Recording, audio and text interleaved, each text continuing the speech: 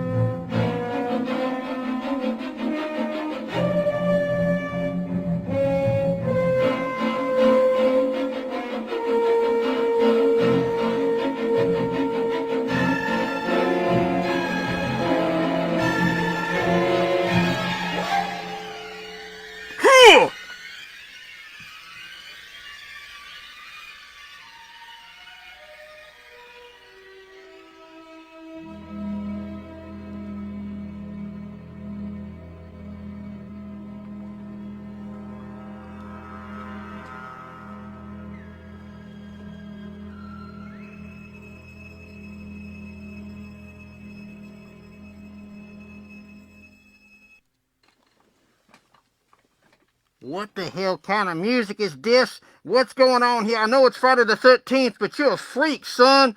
What are you doing? And what God blessed time is it? It's Podblast time.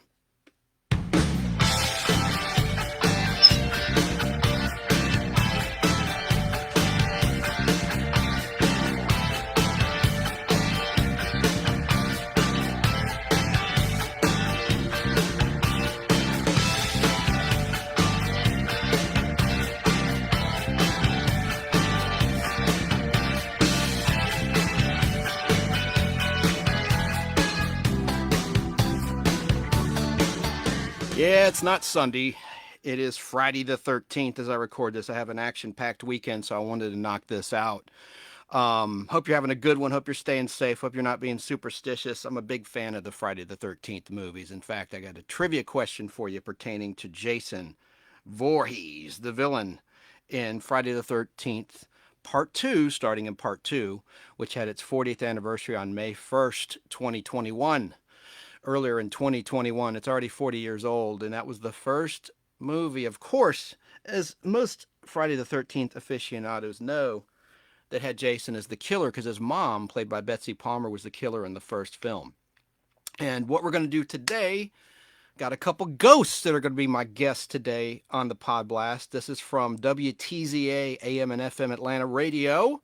A little horror tribute we did with a couple ghosts named Al and Tom. I'm going to play some of that in a minute. but I have a trivia contest question with a giveaway. I'm going to give away a DVD set, sealed, new, in the box. This isn't really horror related. Well, it could be because there's werewolves and monsters, but Voyage to the Bottom of the Sea DVD set will be yours if you answer this simple question. And Barry King, if you're out there of BK on the Air, or Alan Sanders of BK on the Air, you're not eligible for this. And I know that Barry wouldn't want this anyway because he's already got it. But this is Season 3, Volume 2, sealed, of Voyage to the Bottom of the Sea. It'll be yours. Here's the question. In any of the Friday the 13th movies, did Jason ever kill a baby? I know that's a morbid question, but it's a valid one. Yes or no? Did Jason Voorhees ever kill a baby? Let me know. And if you answer correctly, the DVD set is yours. It'll be mailed to your P.O. box, wherever you want me to mail it to. Also today, on a more serious note, one of my frequent guests, James Tim Walker, he's a Hollywood animator. He's undergoing a very special procedure today on Friday the 13th, 2021. Pretty revolutionary. There's going to be a medical journal written about it. He has Parkinson's disease, and he's having a special surgery. I won't go into details because he's going to come back after he's recovered to talk about it. But get this, he's going to be drawing as he's having the procedure. I mean, that's incredible. And it'll mean more to you when you learn the details of what the procedure is, and I'll save that for when James is back. He goes by Tim, but here's his book. Here's one of his books. And he drew like the Flintstones. He worked for Hanna-Barbera. He worked on DuckTales for Disney. Anyway, he's just an incredible artist, and he is undergoing a medical procedure today. And I wish him all the best. So that's today as I'm live. But getting back to the topic of horror. You can call in anytime with your favorites if you want. 770-438-1050. Even when I'm playing the ghosts, the audio of the ghosts, feel free to call in. I will stop the tape and take your call. And this is not going to be a very long Podblast today, but this is my Podblast in place of the one I would do on Sunday because I'm going to be out of town and doing some things. There's a lot of shows going on, comic shows. So, with that said, I guess I'll get started with the ghosts, talking about horror. And I'll be back to answer any questions. And ask them in Facebook. If you're listening on fistofradio.com or on any of the podcast platforms like Spotify, go to my YouTube channel if you want to see all the items I'm going to hold up for the camera while the ghosts are talking. I have a lot of horror memorabilia, primarily movie memorabilia I'm going to hold up for the camera. And you can find that at The Nostalgic, with a C, The Nostalgic Podblast YouTube channel, or join the Nostalgic Podblast Facebook group on Facebook. And you'll be able to see this pinned right at the top. So let's try to play. This is WTZA, Decatur, Atlanta. That's one of the ghosts named Mr. Al. We'll call him Mr. Al. And this is a rebroadcast of something from a year ago that we did live on the radio. And this lull was live on the air. There's a little operator error by Al there, but that's okay. It'll start in about 15 seconds. Again, the trivia question, did Jason ever kill a baby in any of the Friday the 13th movies? And if so, well, we'll just leave it at that. Yes or no question. And then you'll win a DVD set of Season 3, Voyage to the Bottom of the Sea, mailed right to your door. If you have a DVD player or a computer that'll play it.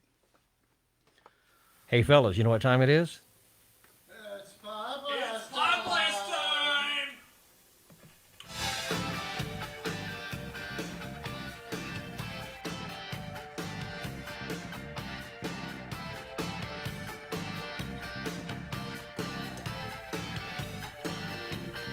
Well, it's just a little after 2 o'clock, and we are in the studio live here for our Podblast. Hello, Atlanta. Hello, Atlanta. It's Chance speaking. Tom Williams is here. Hey, Tom. Hey! What's happening? I'm hearing a heck of an echo. Yeah, put your mic a little bit closer. There you go. There we go. All right, there you go. Can you hear me? Yes. Let me try that mic right there. Here we go. Yeah, wire mic. Let's see. All right, I don't think that mic is working. Let's try. Oh, okay. But mine's working. That's all that matters. Mine sounds really freaky. It does, doesn't it? I have no idea. Hang on a second. Anyway, we're live here in the studio, and today we're going to do a part 2 series of our horror movies. Yeah. The mic's not even on, Al. Well, it's potted up. It's on, and so I don't know. I'm tapping. Okay, you there? Are you there? Yep. Okay. There we go. Okay. It And we're is. back. It is Saturday, March 20. What a joke! A lot of operator errors right there, but that's okay. You know, human error. What are you going to do? The reason I'm playing this is we didn't have a camera on at the time, and I want to add this to the YouTube channel, The Nostalgic Podblast, and the Facebook group, The Nostalgic Podblast. So that's why I'm redoing this, because we didn't have this on video where I could do that. So that's what this is about today, as well as celebrating Friday the 13th and all things horror. 2020, we are live at the Oxygen Financial Studios in Lilburn. We're going to take your calls, 678-996-1776. Today, we're going to finish our series on horror movies. So we want to be upbeat. So after our horror movie show, we're going to do a Christmas show, because that's trending right now in America. Yeah, why is that? Why is everybody putting their Christmas lights back up? Because everybody needs some cheer right now. With this Well, that's true. coronavirus in the news, people are down. And Well, you know, some people leave their Christmas lights up all the time. I leave one of my Christmas trees up all year round, believe it or not. Tom, do you leave your Christmas lights up all the time? He's not talking. Tom. What? Earth to Tom. I don't want to share the microphone with Chance. Oh, I see. He's afraid I'm going to give him a disease. No, we wiped it down with Lysol wipes. It's Did you clean. wipe Chance down? No. All right. He's you know, Chance that's is the just one of problem. those guys you just don't really worry about anymore. You don't know where I've been. Yeah. So I don't know where you've been. Al, I was going to say, I've got to let the audience know, I want to warn them about this horror, part 2. Because when we recorded this originally, a pre-recorded segment, It was around Halloween. time, Yeah, I last featured year. some of the movies that I like that are a little bit spooky because they pertain to the devil. So, disclaimer, I'm a Christian. I don't mean to bring anyone down with some of these clips. They're really freaky because, you know, they touch on our deepest fear, right? Well, that's what movies are supposed to do, whether they're horror or they're supposed to drag you in and entertain you, I guess. But we're going to end on a cheery note with our Christmas special, which is one of our best shows. So we'd love to take your calls on your favorite horror movies. I don't remember being on that show. I think you were working. Yeah, I don't know. See, well, Tom does a lot of freelance work, so he's always And we busy. explained that in the Yeah. show itself. Right, But, we did. So what we'll do is, after we play the pre-recorded, we'll take your calls, and then we'll take a break, and then we'll start our Christmas show. But we'll be live before the Christmas show and after the Christmas show, and obviously now and after the horror show, in case you want to call us with your favorite horror movies, anything we didn't cover, anything we left out. Tom, what is your favorite horror movie? Then Al, I want to ask you that question. it's got to be Frankenstein. Well, no, Frankenstein really wasn't a great movie. No, it wasn't. It But you're a big Frankenstein geek. Well, I mean, just you know. because I like Frankenstein doesn't make Yeah. it a great movie. No, Bride of Frankenstein, that was a good movie. But as far as horror movies goes, you know, any of the the zombie genre movies are good that I enjoy. I'm not a big original black and white Dawn of the Dead person, even though that was the first one. You go back and look at it, it looks kind of Night of the Living Dead. Night of the Living Dead. Pardon me. I stand corrected. That's, but I don't like the Gore movies that much. I really don't. I can tell you one of my favorite horror movies. It's a black and white movie. Yeah. It was called The Haunting. The Haunting. The Haunting. And you never, ever saw the ghost or anything. It was just all in your mind. You know, they were in this house. It was haunted. But you never saw a ghost. You never saw... It's just a terrific movie. The Haunting. The first one. The black and white one. But who was in it? Do you remember? I forget the who was in lady's that? name, you know. Can you Google it and Well- see? But that, you know, it's on TV a lot. Well, Yeah. around Yeah. Halloween time, you know. Yeah. Well, you know, there was a great movie the Koreans put out in 2016. It was Train to Busan, and have you seen it by chance? Train to Busan. It was a zombie movie, but it took a place on board of a commuter train. I can't talk, and it was actually pretty good. Even though I think you can watch the original with original Korean dialogue with subtitles, and they did an American version, if I'm not mistaken, with with the dialogue translated into English. But that was a pretty good movie. But as far as my favorite horror movie, I'll have to go with Van Helsing, which is kind of a remake of the Frankenstein Dracula. Actually, that was good. Werewolf I have that Van on Helsing. DVD. That actually is a good movie. Yeah, Yeah, with it is. Hugh Downs, Mm-hmm. the guy from 2020. No, I'm just kidding. Hugh Jackman. I like The Ring. You ever see the movie The Ring? That is a freaky movie. I saw that with Samantha Livingston. Freaky, freaky movie. Well, The Haunting, the original was from 1963. Now, Liam Neeson did a remake, remember? I told you about it was on Prime. But Julie Harris was in the original. And Julie Harris and Claire Bloom. But, it's a great movie. It's a great movie. Do you remember The Ring at all, though, where a lady puts a VHS tape into a VCR and she gets sucked into it, and there's a woman in a well? It's a creepy movie. Well, is that the one where the girl crawls through the TV screen? Okay, because they do all kinds of pranks on. If you look at Facebook a lot, there's all kinds of pranks where they'll go into like a Best Buy. This is overseas now. This isn't here.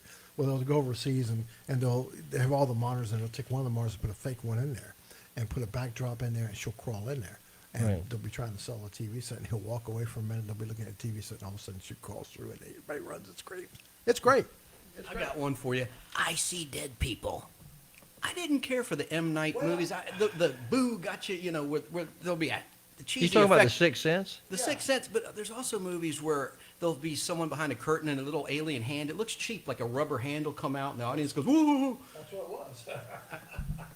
That's what it was. It was a rubber hand. But the Sixth Sense movie was a great movie, as long as you didn't know the ending.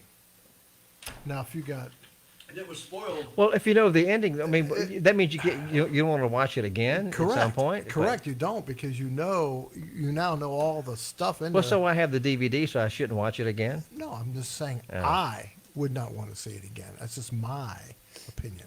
You're would just ne- I- weird. You're I would weird. never want You're to- weird. I would never I like want to see watch it movies over and over again. again. Yeah, some movies I do, but that's one I probably wouldn't watch again. Yeah. Well, there are movies I wouldn't want to watch again, but I guess. Well, See?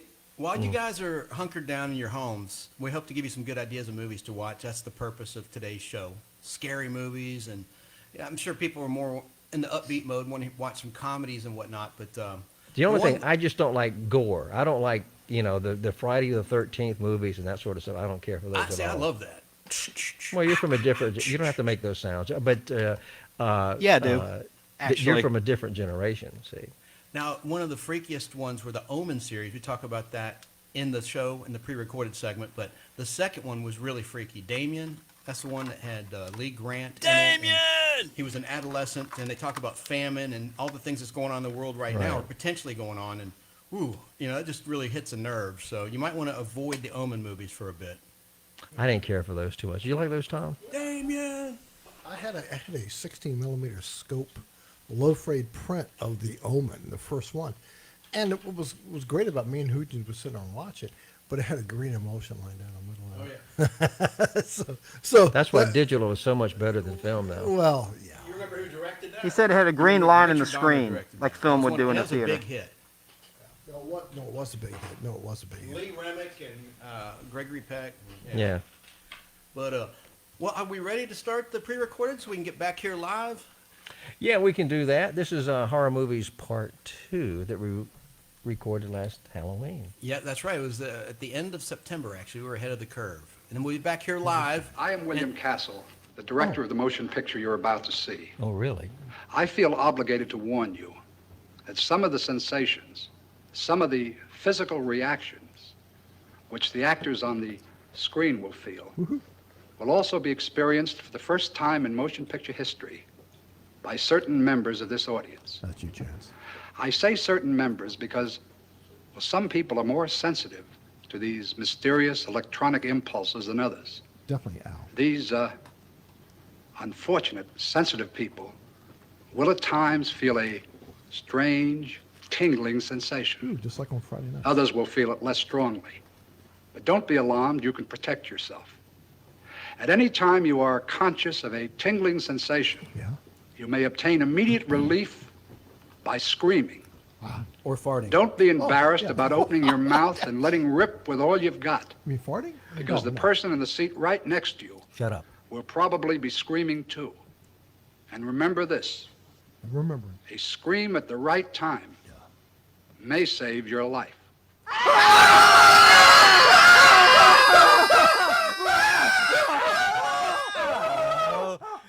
Hey, fellas, guess what time it is? Well, it's Podblast time!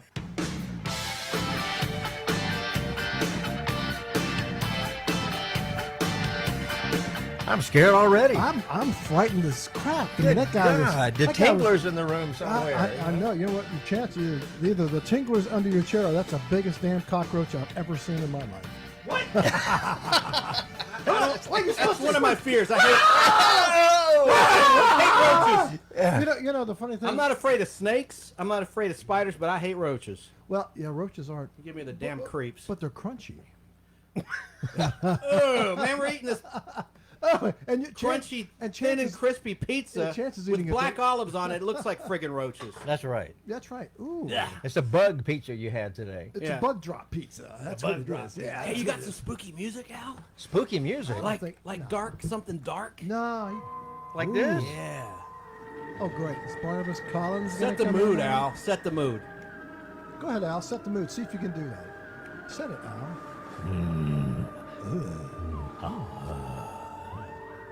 Scary. Scary stuff.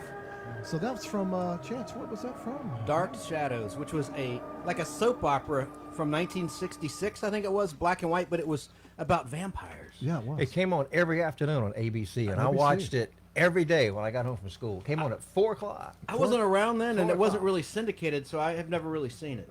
Wait. You've never seen any of them? Seriously? I've seen like maybe 2 You've seen- episodes on okay. YouTube. Okay.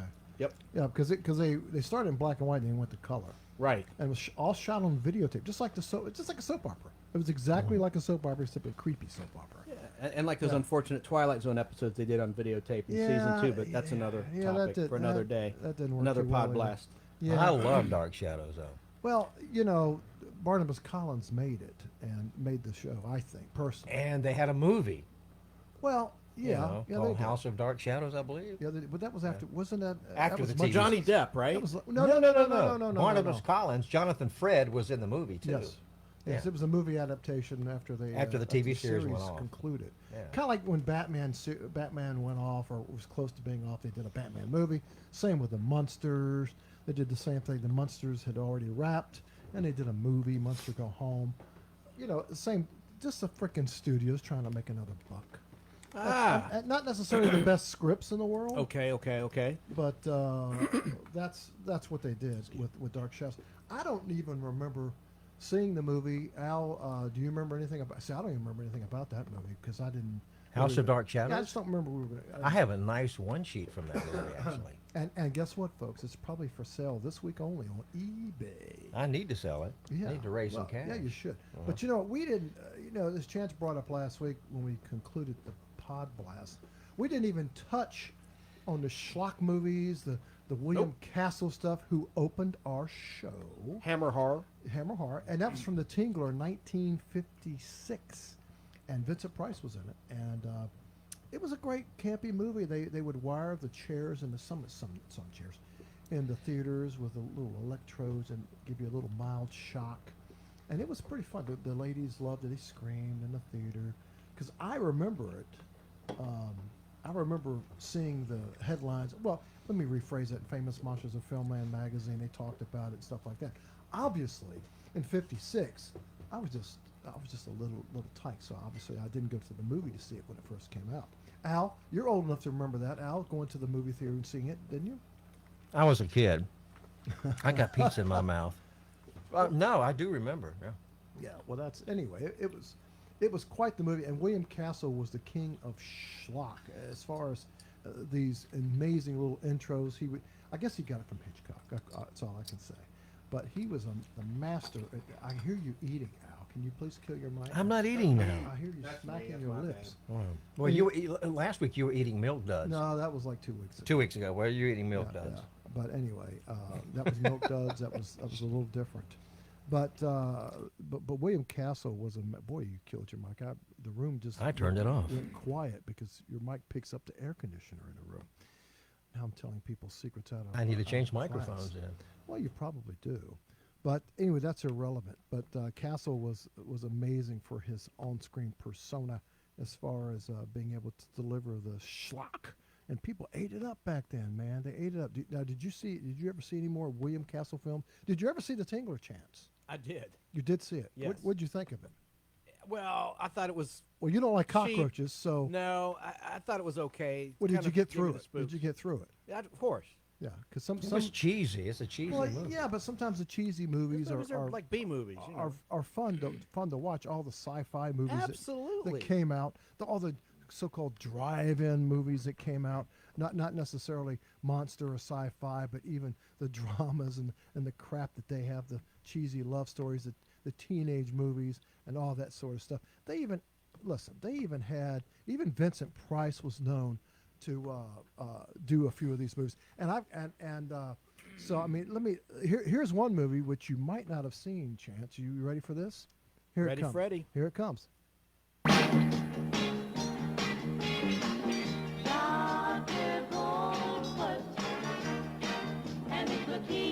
That's right. You heard it right.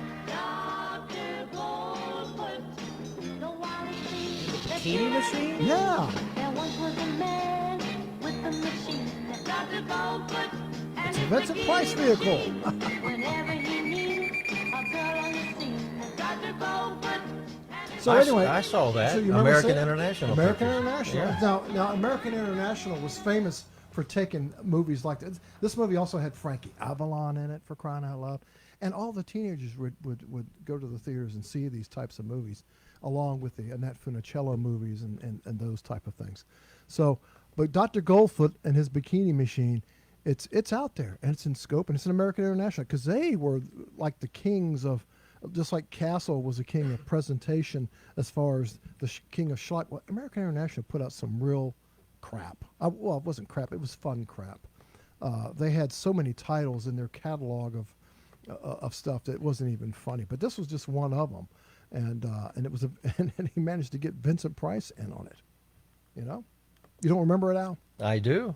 You do remember it? When I worked at Channel 17, Turner Network, we had that over there in our library, along with the other AIP pictures, like, you know, what was the one with Vincent Price that had the pendulum? The pit and the pendulum. The Pit and the Pendulum. Yeah, that Pendulum, was yes. that was another good one too. Yeah. And they did the Edgar Allan Poe stuff back then. Obviously, we're continuing on with horror, and we're going to get on into the next level of horror movies, but we're still talking about monster movies and other stuff that you may or may not have seen in the past. But we do have some corrections to make. I got some listener feedback. I Also, wanna share that with you means both. it's only time for one thing, right? It is. Is it coming? It's time for... That's That's you, right, Chance. Correction Corner. And Jeff Logan wrote to us saying, Correction Corner should be at the end of the show, not at the beginning. I was talking to my wife about this, and you reference past programs and Podblasts, and some of the topics are things I'm not interested in, so I'm lost. I don't know what you're talking about because I may not have heard that particular show. Would you consider having the Correction Corner segment at the end of the Podblast? What do you I'll think have to about put it that? to a vote. What do you guys think? I like it where it is, but that's just me. I like it where it's at too. But you know we if We can try it on the end and if see we- how it works. No, if you know? we just can't let one person Well, that is true. dictate, or it will sound like Nancy Pelosi or somebody. We- like that. Oh, did I say look. that out loud? I'm sorry. Look, we want to have universal topics, so that's why we encourage you to write in and let us know what we're doing right, what we're doing wrong, and what you want us to cover. That's Because right. between the three of us, we've got a lot of knowledge, I think, about subjects that are of interest. And we also have an abundance of mistakes. No, lots and of during the those. Podblast, we correct ourselves. An abundance of mistakes. And if you hear us making mistakes, please point them out, because we're not perfect. We don't know everything. We get together and we just have a blast. That's why we call it Podblast, because we're just having fun. That's all there is to it.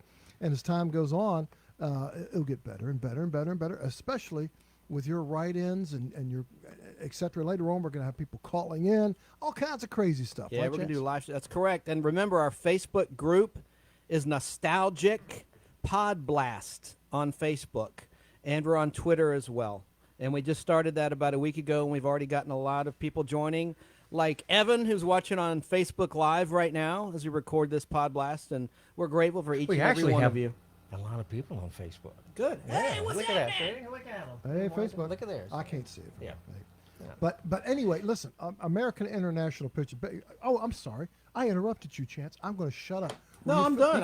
Did you do the correction corner? Did you do any corrections? No, we actually That's didn't have we any. were, that's The 'cause only we were frickin' correction perfect. was to correct and put the correction corner at the end of the Podblast. No. It was just a Well, suggestion. here- That's it. Here's why there hasn't been any response from the viewers, because we're recording this. It's my fault. We're recording this on a Thursday, whereas normally we do it on a Sunday. On a Sunday, So correct. so we're like 3 or 4 days early because I got to go do an event in Chattanooga over the weekend, and I just can't be here. And so the guys got together and said, well, let's just do one early.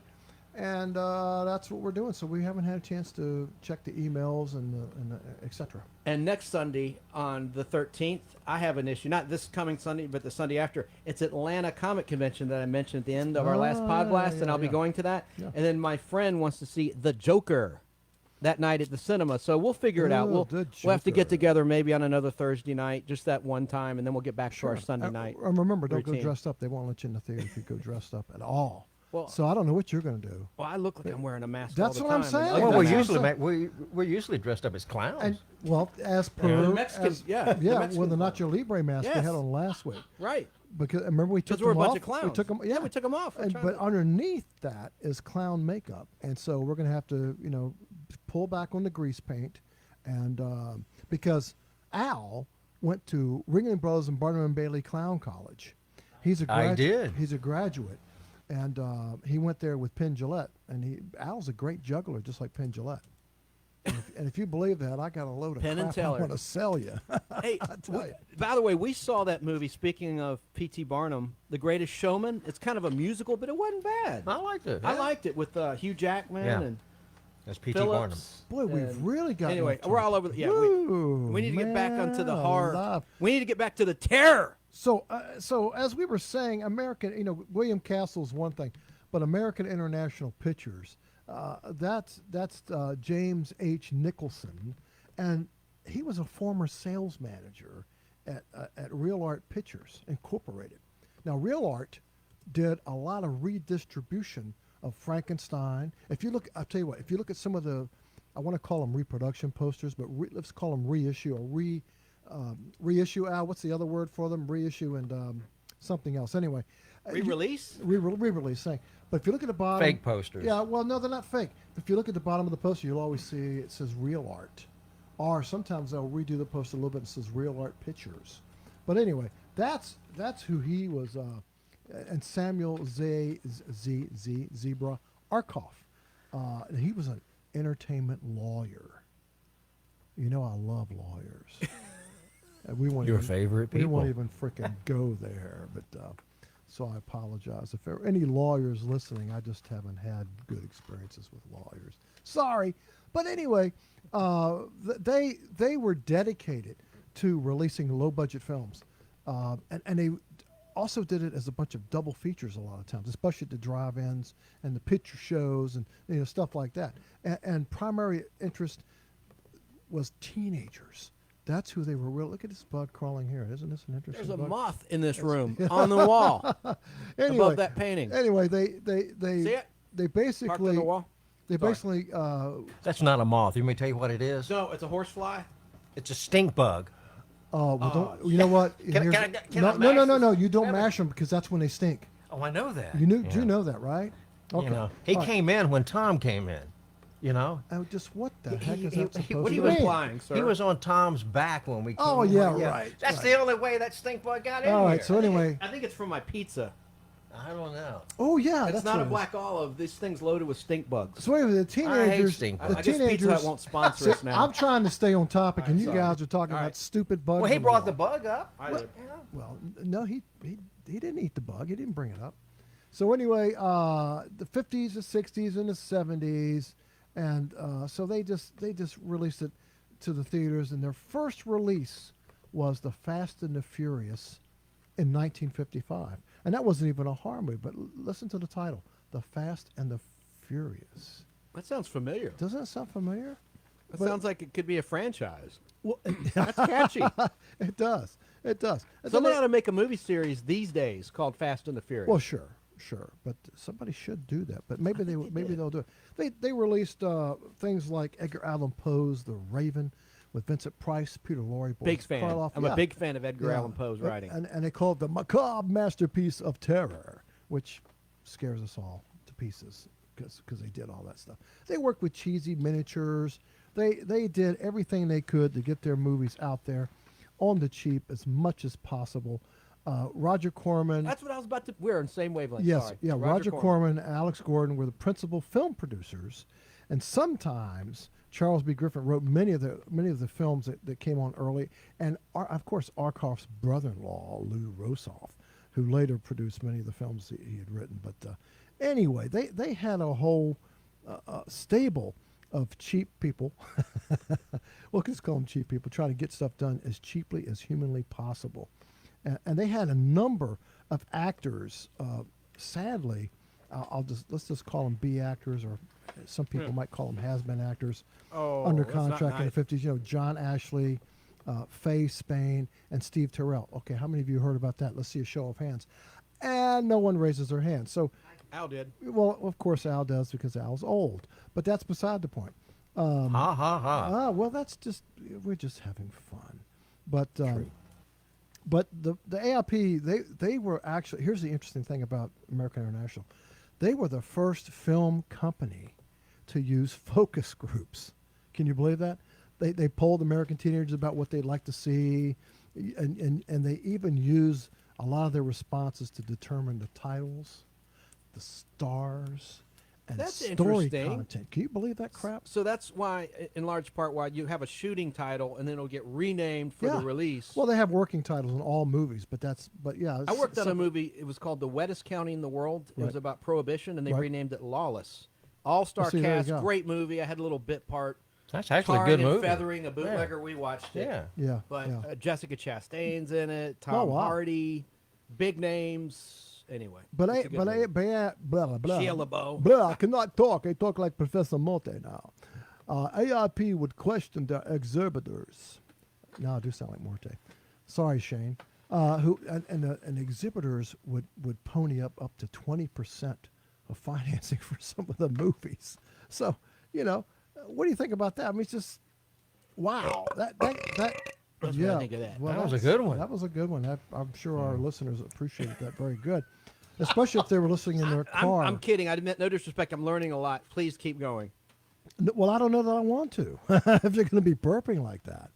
But they called it, and I'm getting this from some publications and stuff. I'm not just pulling this out of my brain. Some of it I am, but they used to call it the Arkoff formula for producing a successful movie, which include low budget movies, I should say. I mean, because low budget movies are going to be successful somewhat if their distribution is good across all the drive-ins that were popular back then, and the low budget movie houses, which were slowly going away because of television. But anyway, his formula included action, a revolution, which featured controversial themes or ideas, killing, get that, oratory, which is notable dialogue or speeches, fantasy, act out fantasies common to the audience. Remember I talked about the polls that the teenagers took. And Are you talking about Triple X fan? What No, no, what no. the hell are you talking What, about, sir? what are you talking about I'm Triple X joking. for? All right, I'm sorry. Gee. He said fantasies. I didn't say triple X. I'm kidding. And then one of the last ones, fornication.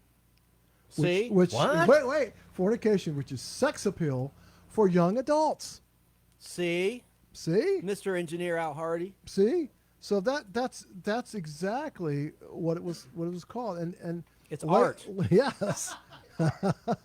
It is art. Well, that's the way it was. But later on, the AIP publicity department devised a strategy called the Peter Pan syndrome. Peter. Yes, Peter Pan syndrome, which is basically a younger child will watch anything an older child will watch. Isn't that true? Think about the babysitters and stuff back then who would watch this stuff. My inner child and I are one and the same, actually. So. Right. Well, yeah. A girl will watch anything a boy will watch. That's another thing. A boy will not watch anything a girl will watch. Therefore, to catch your greatest audience, you zero in on the 19-year-old male. That was their MO. That's how they made these somewhat successful motion pictures. Now, that didn't make them good movies. Tom, I mean, how many AIP movies have you ever seen that were, I'll watch that again? Probably not too many. Well, I have a question for you. What's your opinion on these focus groups?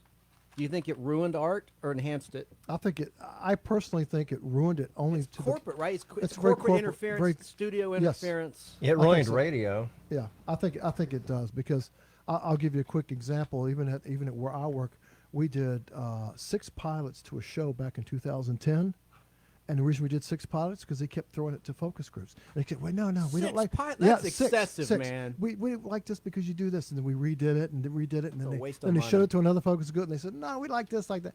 That's what I'm saying. It becomes maniacal after a while. You know what? Listen. If someone's going to like something, they're going to listen to it. If they don't like it, guess what? They're going to turn you off. Just like this Podblast. There's going to be some shows where people go, I don't want to listen to this because this does not interest me. Correct. But that's why we try to make each podcast a little bit of everything, which is why it's called a Podblast. Blast. Because that way we may stray away from the initial intent of our subject matter that evening or that day. But we will come back around full circle to Yes. it. Okay. Like when we talked about pinball and the like, yeah. Yeah, exactly. We're going to do a pinball show. We're going to do all kinds of stuff. As a matter of fact, I got a big surprise for you guys. I haven't even told you about it yet, but I'm not going to say anything now. You bought us a But- pinball machine. No. But when we do the Lost in Space stuff, I got a big surprise. Coming in November, yeah. I got a big surprise. That's all I can say. That's all I can That's say. Chance's favorite show. Yeah. No, one of them. Well, yeah. It's one of the best It's shows. a camp. It's my favorite camp show. Well, I guess. sure. But you know, Roger Corman was big. He was a big member, important member of AIP, even though he also worked for Allied Artists and his own film group company during the same period. But see, people back then, there wasn't so much the contract players and stuff still going around in the late 50s or 60s. I mean, there were some, but not like it was in the 30s and 40s. Okay, so people had to go independent, and so you know, it's just the way it was in the 50s. I mean, films like Rock All Night, Naked Paradise, The Undead, Sorority Girl, The Saga. I can't even Never say saw these- any of Wait. those. Here's one. The Saga of the Viking Woman and their voyage to the waters of the Great Sea Serpent. Come on. What kind of title is that? You know what I'm saying? 1957. It probably made its money back, Yeah, well, too. but you probably remember Machine Gun Kelly with Charles Bronson. Yeah, I did see You that. that was, you know. Or what about Al? Here's one I know you remember. Ready? You probably have a poster for it. Teenage Caveman. No, you don't. I don't have a poster I'm for just that. kidding. Guys, But that had Robert. But Teenage Cave. But that had Robert Vaughn in it. The Man from The Man Uncle. from Napoleon Uncle. Solo. The Man from Uncle, Kids. yeah. You know what I'm And saying? he did well. No one will know what I'm talking about, so I won't even go there. Yeah. Why not? No. Okay. But Robert L. Kahn, which was a great director back then, who produces a lot of those movies, he did The She Creature, which is a great B horror movie. You ever seen that? The She Creature. No. Really? You want to hear a clip from it? Okay. All right, here it comes. All right, hit it. Comes the experiences of a she creature. That was us screaming. Oh, Sonny. A she creature. Growing into a massive murdering monster is what it says. Green Light, Mr. Morris, Marla English, Kathy Downs, Look at these Lance people. Fuller, Tom Conway, Frida Inniscort, and Ron Randall. It's an adventure into the occult, such as few people have known, love the echo and track only they have added those to who see it can believe. You're not going for that supernatural hokum of his. I don't really know what I'm going for. I know he's a killer. Now you are traveling back through time and space. Farther, I'm so scared. farther back. Back. Under his spell, she was both herself and another being. The she creature seeking life sustenance from the stolen heartbeats of others. Oh, that's great. Folks, you got to look up this trailer. On YouTube. She was a woman born to be loved, and two men wanted her. One, a man whose powerful mad mind controlled her every reflex except her love. No. The other, willing to fight any odds for her love. You've been living in shadows. I want to bring you back to life. Society dances to hide the hysterical terror caused by their sudden intimacy with death. Forever closer comes I'm the scared. she creature. I'm scared. Good All right, scream. Never forget. All right, so The anyway, she it's the she creature. creature. I gotta watch Yeah, that. yeah. Look it up So- on YouTube. You know what I'm saying? Because The she that, creature. yeah, because that movie's just, that's unnerving. Now here's the funny That's part. schlock. Now here's the funny part. It was pure schlock. Al, Introduce. you got to pull the computer down. It's okay. You forgot to pull Let the it computer roll. down. Don't stop. That's a it. commercial. We don't want to hear a commercial. No, unless they're All right, paying all right, us. no commercials. Kill the Okay. damn commercial. Anyway, I'm a Publix guy. I went to Dragon Con, not last year, but the year before, and there was a guy there selling horror stuff. Excuse me. And I bought a beautiful model of the she creature. It's on my mantle at home in my basement. You should have brought I it. should have brought it. I should have brought it, but if it would have gotten broken, then you would have said, "Well, I'll fix it, and I'll never see it again." I've never heard of a she creature. I've heard of a she male, Yeah. but never a she creature. But you know what? Here's the funny thing about the schlocky movies. The majority of them, the Hideous Sun Demon, and the list goes on and on. They had some of them had great looking monsters in them. I mean, just fantastic looking monsters. But the plot sucked. Right, right. The she creature, if you look at it, even if you look up the image on Google, the she creature, and we'll put a picture up on the podcast, looks amazing. It's an amazing looking monster.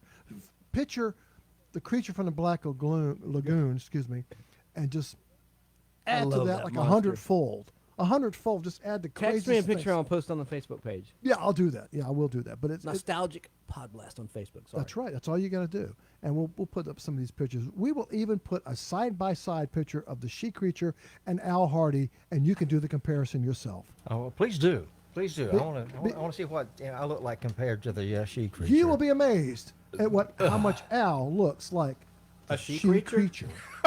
It's amazing. It's amazing. But anyway, Especially when his mouth's open.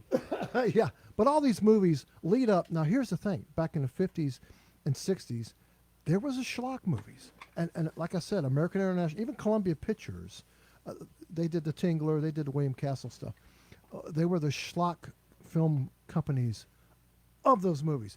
But there was also some legit movies from Universal, some other major companies, which brought in Hitchcock.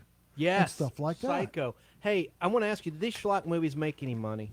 Yes, they They did. must have been pure profit if Well, they were yes, that low budget. They were pure profit. And it packed Yes. the theaters? Yes, it did. Because again, remember the teenage poll group I talked about earlier? Right, the focus the group. teenagers would go see these movies because they got to take their dates somewhere. Guys, how much did movies cost for admission back in those days? Don't tell me a quarter. Well, back in the 60s, 50 late it was a 56 quarter well, to 50 just- cents to 75%. Good Lord. Let's say no more. Let's say what a no more deal. than no more than a buck. I know adjusted for inflation, but still. Wow. But see, here's the thing: the teenage boys back then again didn't want to take their girlfriends to a regular movie to where their girl wouldn't scream and clutch at them and want to hold them and stuff like. See, that's what they made them for. Oh, yeah. See, remember what I said earlier? They aimed it. It's the toward roller coaster factor, yeah. 19-year-old That's what drive-in male. theaters were for. Yeah. Cuddle Oh up, baby. yeah. You know, the drive-in was for that. Of course. Well, yeah, it was. But again, that's the deal. You go to those schlocky movies, the girl go, oh, I don't want to do that. Well, let's make out or whatever, or whatever. And people would wear ties and suits to the Yes, theaters well, in those days. It was yeah. an event. Yeah, Wear a yeah. hat. That's Yeah. funny. You know what ticket prices were when I was in high school? That's what I'm curious If about. you had a high school card. Don't date yourself now. No, but- when you had a high school card, you could get to any movie, anytime for 15 cents. That's amazing. The regular ticket price was 75 cents. Well, Now, that I remember that they had student rates like they have it was senior student rates cards, and- yes. Yeah. And if you didn't have a student card, it was 75 cents. I remember that. I used to show my college ID, and they quit doing that. yeah, yeah. Like the AMC's, the Regal Cinemas, and the like. Yeah. So they don't do that at all for any students anymore. Really, that's crazy. No, I don't know. I see senior rate Well, and that's- child rate and adult rate. and That's it. probably the film companies. Well, they have more and senior more money. citizens. That's what I just said. Yeah, we do. Yeah, They still offer yeah. that, but not They do offer student. that. They don't have a student discount anymore. I used to Right. take advantage of that all the time. Well, exactly, and that's what they do, and that's exactly what they do. Now, you talk about the legit, Hitchcock. You mentioned Hitchcock. yeah, the legit, Are we going there? the legit movies. Hitchcock Mhm. did a lot of those. They weren't campy, No. but they were very suspenseful. Vertigo, Yeah, I mean, Rear amazing Window, titles.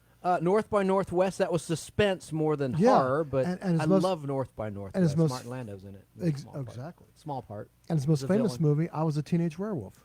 Right, and we talked about that. No, Michael he didn't Landon. do No, that. no. He did not do I that. know that. But, Michael Landon but played tell the us about teenage Psycho a werewolf. little bit, Chance. Okay, yeah, because- Psycho, and I know Al's got a clip in a sec, but Universal released it. Of course, it was directed by Alfred Hitchcock, and Janet Leigh was in it along with Anthony Perkins. And Anthony Perkins, I mean, most people know this, but in case you've never seen Psycho, you've got to check it out. And in L.A. recently, they screened Psycho in a cemetery just last week. And Now, here's the I thing. know that from watching Jimmy Fallon on NBC, the Tonight Show host. He was interviewing Well, they do that at Natalie Portman, and she said she saw it, and then she showed a photo of watching Psycho in the cemetery. Well, here's a cool part about that, which you probably don't know. They do that at Hollywood Forever Cemetery. They do it on the back wall of the mausoleum. And guess what's right up against the wall? Paramount Pictures. It's right there. No, Paramount Pictures on Yeah. along the back wall Right. of Hollywood Forever Cemetery. And they run it on the side of the mausoleum. That's how they run the movies. Oh, that's cool. Al, can we listen to a little bit of audio from Psycho, 1960? Here we have a quiet little motel, when in fact it has now become known as the scene of the crime. You have a vacancy? Oh, we have 12 vacancies. You know, this is the first place that looks like it's hiding from the world. I think that we're all in our private traps, clamped in them.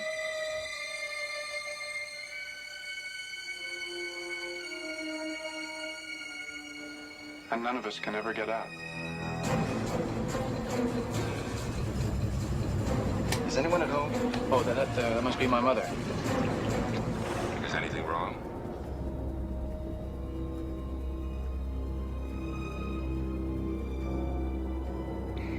Am I acting as if there's something wrong? She's not missing so much as she's run away. Put me down. Mother, oh God, Mother! What are you running away from? She looked like a wrong one to you? It's not as if she were a maniac. She might have been a maniac. She just goes Killed our a little mice. mad sometimes.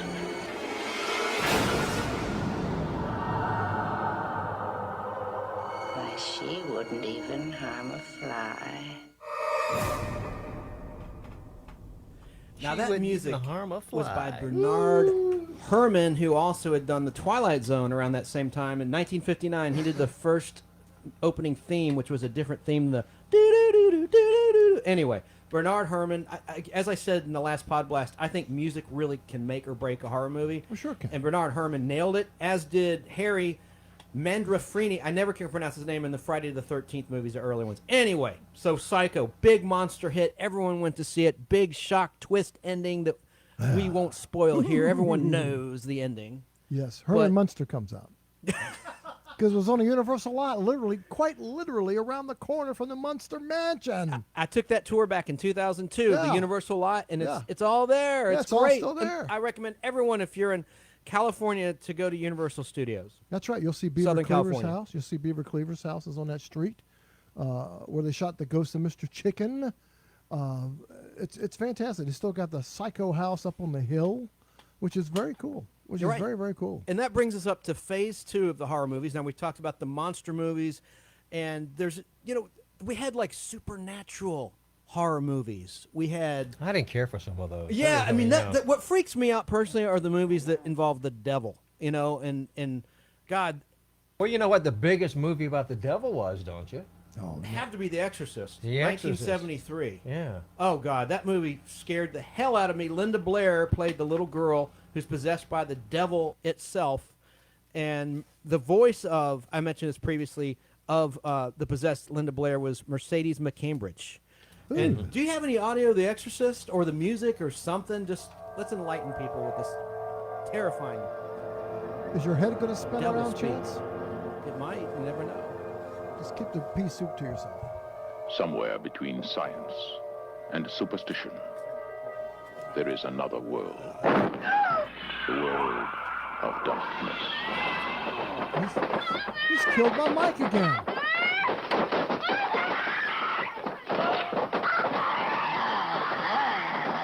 Okay. Nobody expected it. Nobody believed it. Help me. And nothing could stop it. Well, I don't know. If Experts. You probably know as much about possession as most priests. Look, your daughter doesn't say she's a demon. She says she's the devil himself. I'm telling you that that thing upstairs isn't my daughter. Now, I want you to tell me that you know for a fact that there's nothing wrong with my daughter except in her mind. You tell me you know for a fact that an exorcism wouldn't do any good. You tell me that!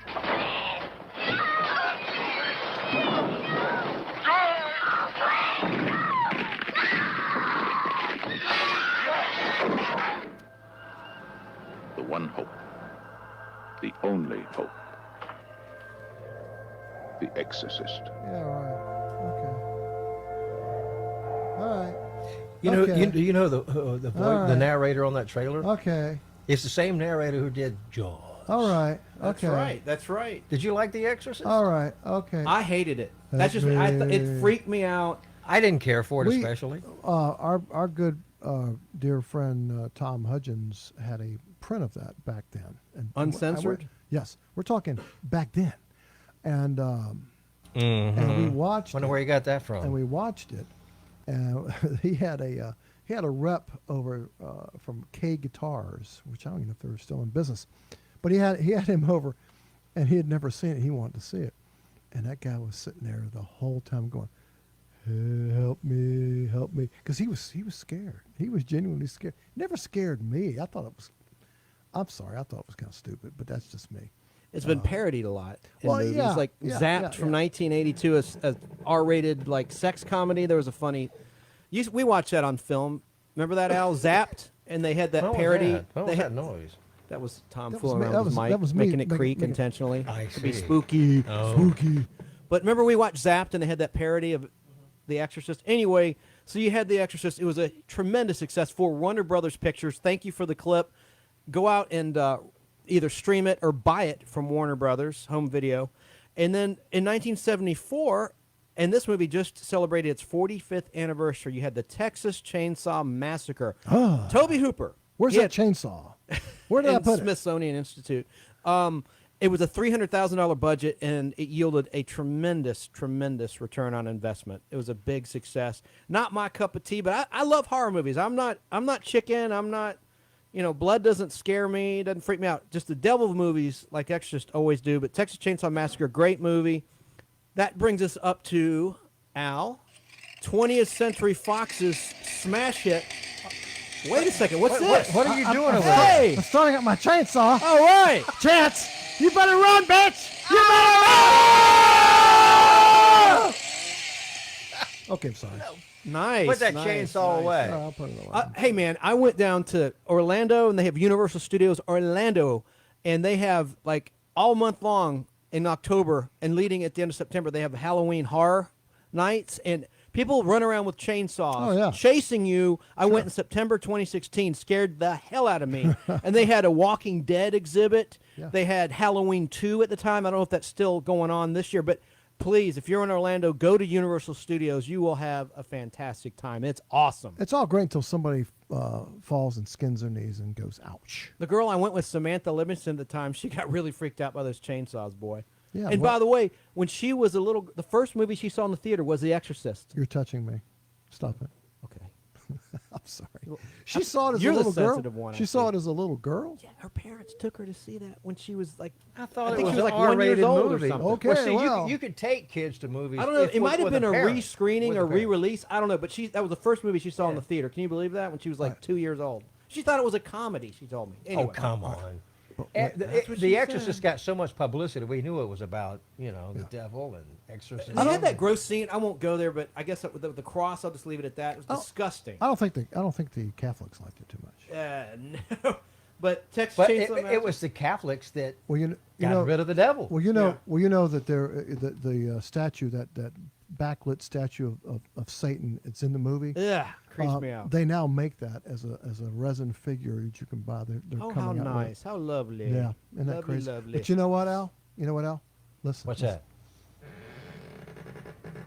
I wish to get back to Vincent Price. We haven't talked too much about Vincent, my body. Remember, we're in the 1970s now. You got something in the 70s, or you want to go we- back? we can- course. we can Okay. digress We've a little got- bit. No. We've got the Abominable Dr. Phibes. Yes, we talked about that last time. That was a bizarre movie. It's a bizarre movie, but It was it's good. bizarre. Let's listen. What lovely music for a murder, or 2, or 3, or 9. Who's this? Ladies and gentlemen, I want you to meet a dear friend. 9 killed you. 9 shall die. You tell him Your Vincent. wife no Phibes. But you There's a I will cotton. kill. But you can't, Doctor. I am already dead. Here, how are we going to get him off this? You take his head, and I'll take his feet. Let's unscrew him.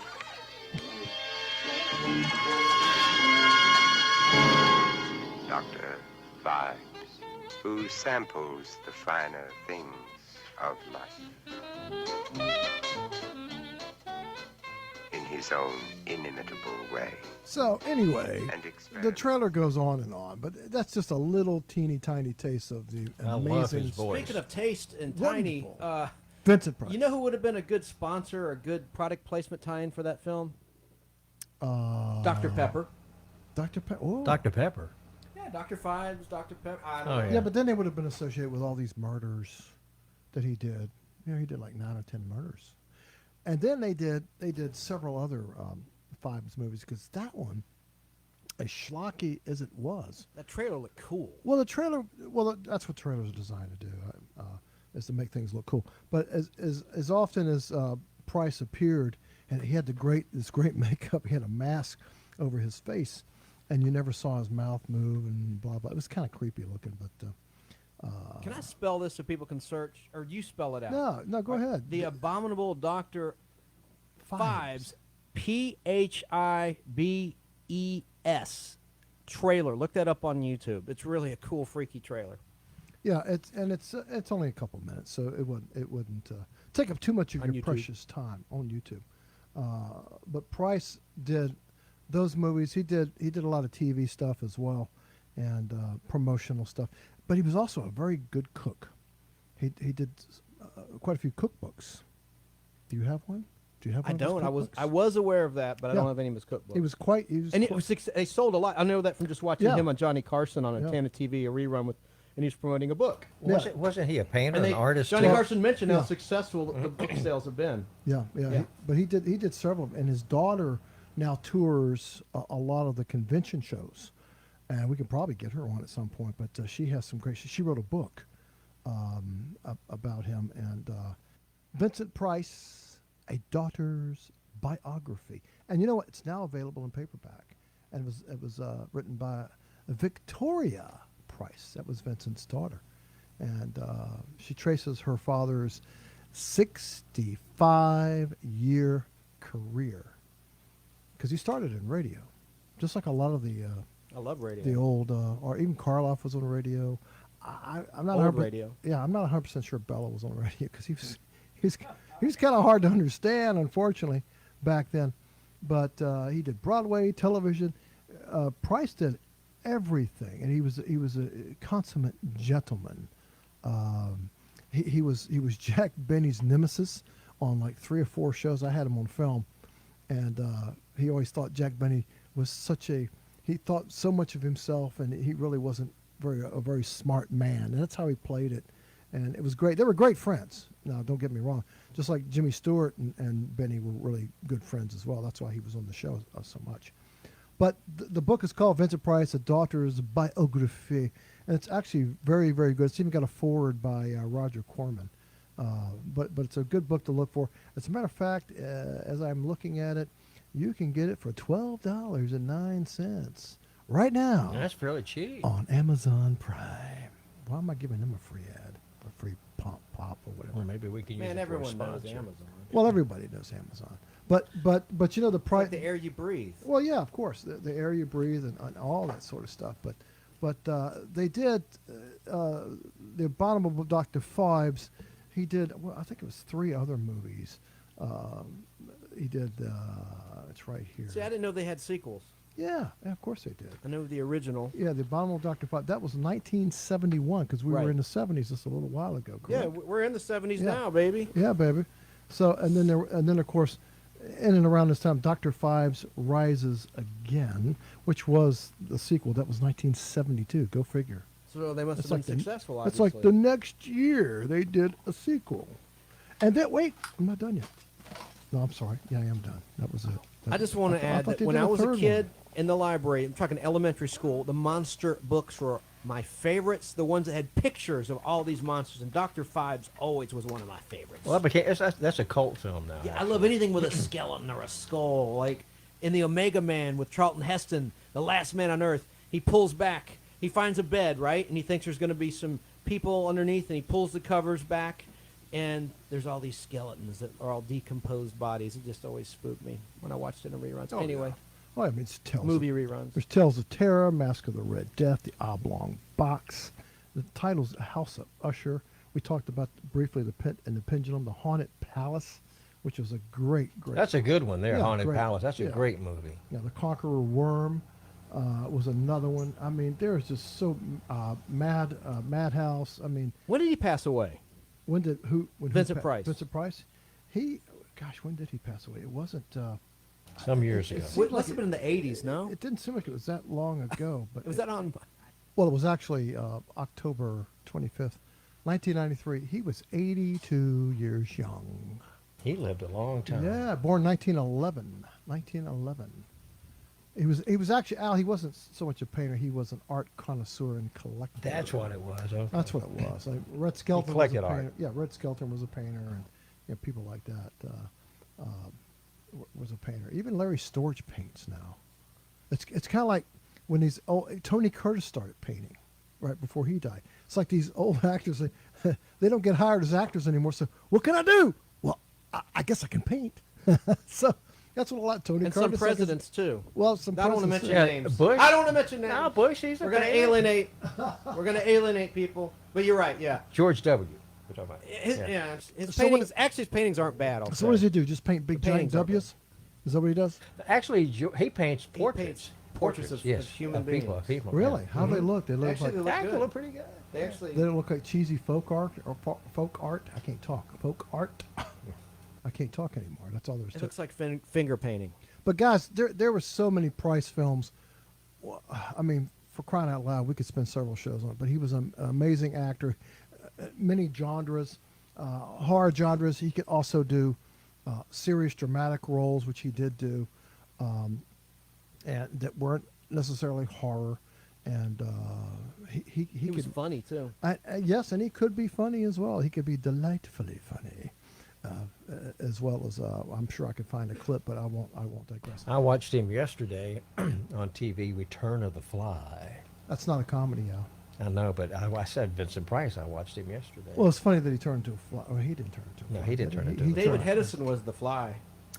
And he just passed. We should have talked about that and last he, time. And That he was a just good one. passed away recently. He did. Well, we can do a And show. his daughter, by the way, his daughter looks just like him, and she's Really? his daughter is involved with Jodie Foster. And that's or really was. and that's really something because she's a girl. Yeah. She looks Nothing just- wrong with that. Nothing wrong with that. I'm just pointing out facts. No, that's quite all right. Factoids. Factoids with a But factoid. the interesting thing is, I mean, literally, his daughter looked just like David Hedison. Wow. Which is strange. I mean, anyway, I think it's uncanny if you look side by side; they look almost identical. We'll do a show on Irwin Allen sometime. Oh yeah, we're gonna with Lost in Space. We teased we're gonna handle that in November after Halloween, and that's gonna be a big pod blast. I have tons of clips and things to talk about. Did you know? I'll just share. I'll tease it a little bit. Jonathan Harris, Dr. Smith himself. Now I'm straight. Not there's anything wrong with it. He pinched me on the ass back in 1992 at a convention. He goes, "Good night, Chance." Did you enjoy that? It freaked me out, but I liked him. He was a great guy. I just said, "Oh, good night, sir." This was when I was really young. Well, that's close to the surprise. I was gonna tell we're you having about. drinks with friends at a hotel. Right. Anyway, but he was a good guy, Jonathan Harris. Yeah, he was a Character great actor. Yeah, he was a great From the Bronx, but he sounded like he was from England. Of course he did. He did that accent, but he was from the Bronx, New York. Acting, mind you, acting. So you talked about Psycho. Now was that the only picture like that Mr. Hitchcock made Certainly in that not. genre? Certainly not. Well, tell us more. What have you got? Of Tell us more. Hitchcock specifically? Well, not necessarily Hitchcock, but the films from the 70s. Okay, well, we already talked about The Exorcist. Now, to keep on that devil type. I know what you're going to say. The Omen. The Omen. Yeah, freaked that's me what out. you're going to say. Richard Donner directed, and we have a couple clips with one of those chilling clips where a woman hangs herself in front of 5-year-old Damien and says, "It's all for you." We and only they did have a terrible one, remake. We just have one clip. Yeah, let's roll Well, it. Just one short. It's brief. It's probably Was it an omen? Look at me, Damien. It's all for you. 20th Century Fox presents a film of psychological suspense about an occurrence of earth-shaking importance. Gregory Peck, Lee Remick, The Omen. I was at the hospital, Mr. Thorne, the night your son was born. I saw its mother. I have fears. Fears. What kind of fears? Its mother, Mr. Thorne. You saw my wife. Its mother. What is it you're trying to say? His mother was a... His mother was a bitch. This is not a human child. Make no mistake. There are those who will die for him.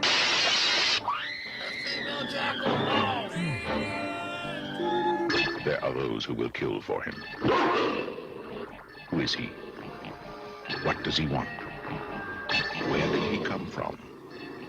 And can he be stopped?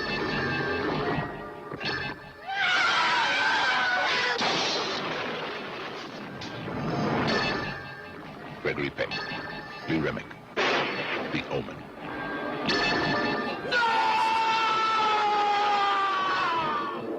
Good cast. Well, heck, listen, Al. Jeez. Al, damn, Yes. God, if we're going to Pretty play that dark one, stuff. Al, if we're going to play that one, then play this one. Here's another one. Here you go.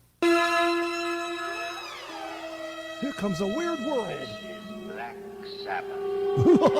Boris Karloff.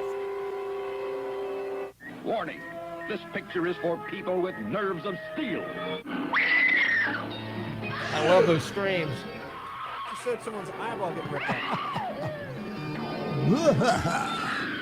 It's a lot of women screaming. Blah! Attention, all thrill seekers and horror show addicts. That's what the screen says. Attend our giant all-color spookathon. More terrifying, more mystifying, more horrifying than anything you've ever seen before. That's what it says.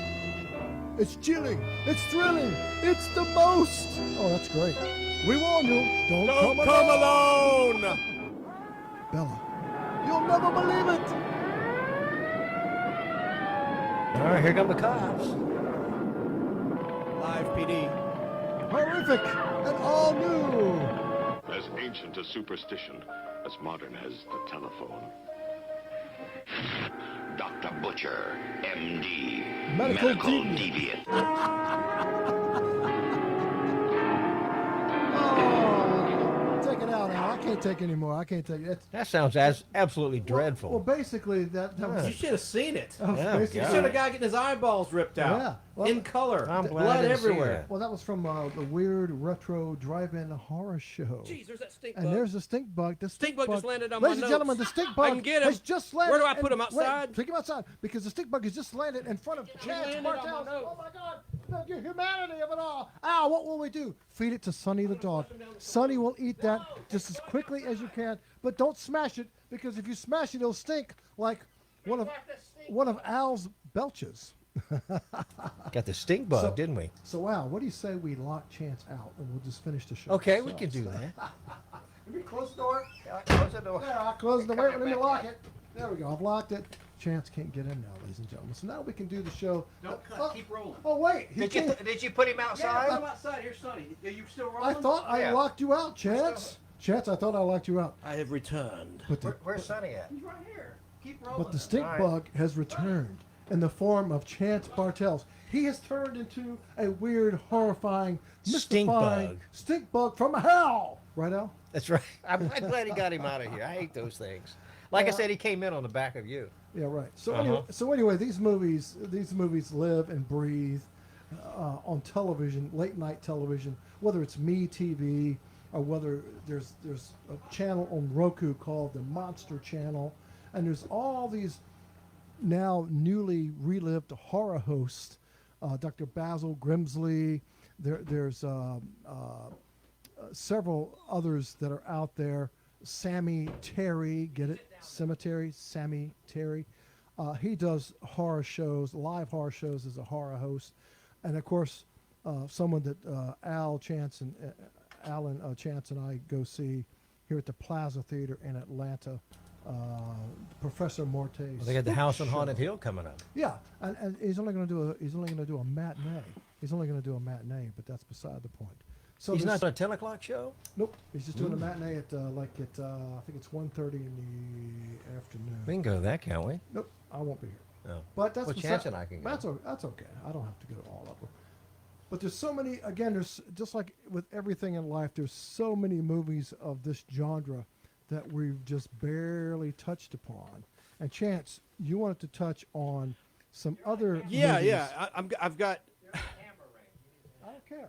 I've got a lot, and we're gonna go into the third phase of the horror genre, and it all started in 1978. The daughter of Janet Leigh, who was in Psycho, worked on a small independent picture, low budget for John Carpenter, which is now a cult classic called Halloween.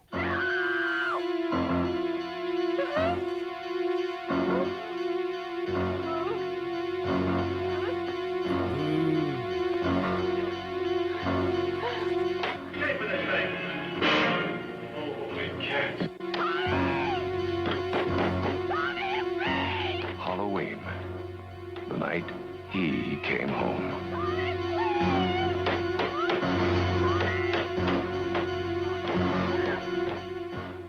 Who came home? Michael Myers. Oh, you mean Bill Shatner?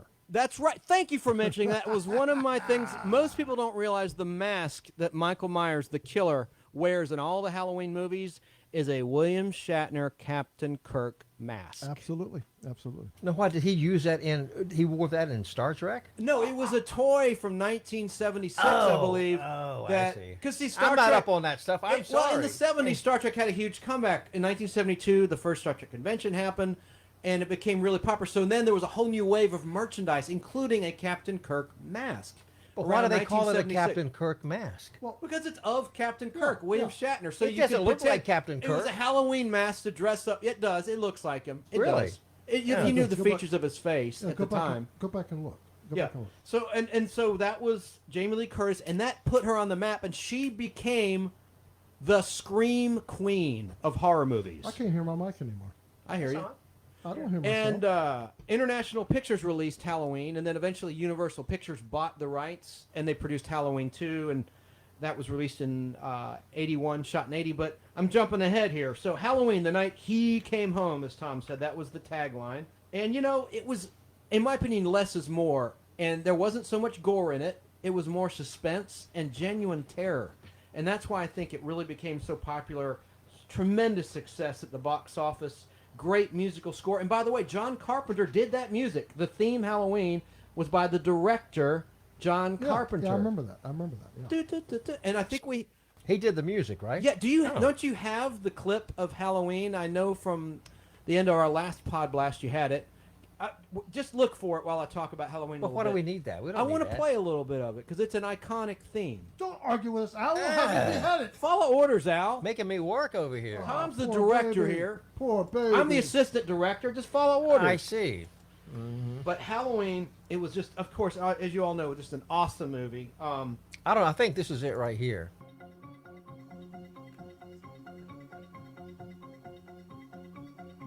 Can you turn up your gain, sir? I'm not scared yet. There That's it is. it? It played. Yeah. That's all you. That's all we're hearing. Okay. Yeah. It was short. You know, we didn't use all of it. I sent you the whole thing. Well, that's okay. No, That's we okay. cut 30 it down. seconds. We cut it down. Okay. We can't play a whole lot of that music. All right. Inside baseball. Speaking of baseball, well, I won't go. I was going to say, as we record this, No, don't go there. We're not there's talking some about playoffs baseball. going on, and I'm going to keep my eye on the score. So, all right. So, Halloween's launched a whole bunch of what I call slasher movies that were gory, that had gross out effects and things, but the audiences loved it. I will flash forward to 1980, Friday the 13th, filmed in '79 for Paramount Pictures. And then you had also in 1980 The Shining, Stanley Kubrick's movie with Jack Nicholson and Shelley Duvall and Scatman Crothers, one of my favorite actors.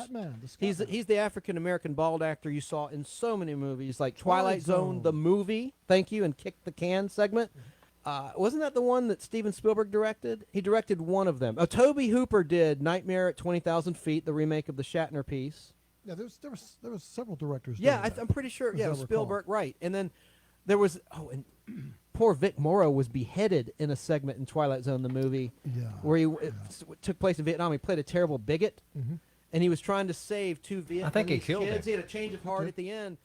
And the John kid was Landis directed that, and he was sued. It went on in court for years and years and years. And like John Landis, by the way, had a comeback after that with Thriller. He directed the Michael Jackson Thriller music video, narrated, as we mentioned in the last Podblast, by our Vincent Price. Of course. So so you had The Shining, and then Friday the 13th. I want to just play a little bit of the first trailer. We didn't sample the whole thing, but I want to take you back to 1980. This was the most financially successful of all the Friday 13th, and I'll share with some. The 13th. You may only see it once, but that will be enough. I love that scream. Those are great screams. Friday, the 13th.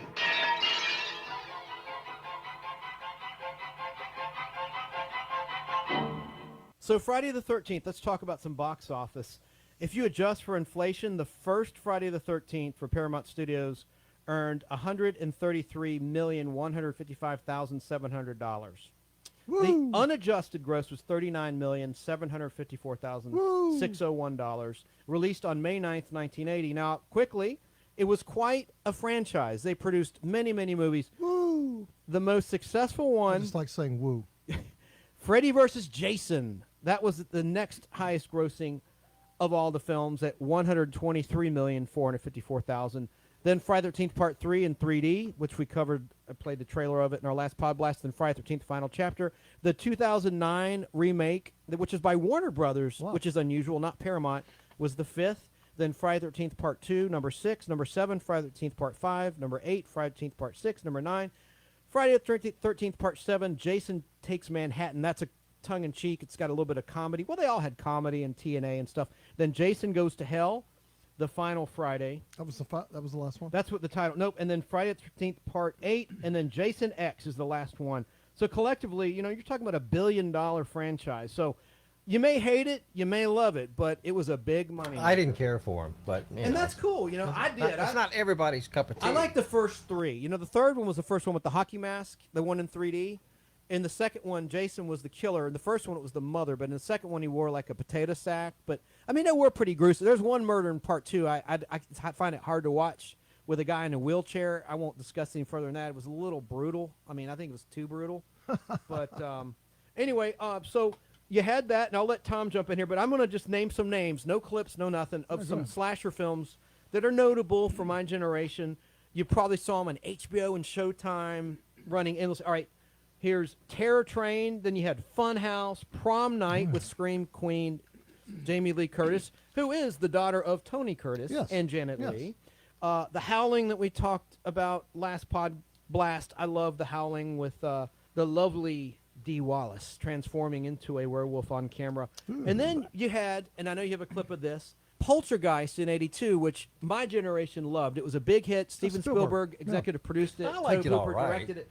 There's a scene where a guy pulls his face apart in a mirror. It was like a nightmare sequence. Oh, God. Do you have a clip? I love the line by that sweet little girl.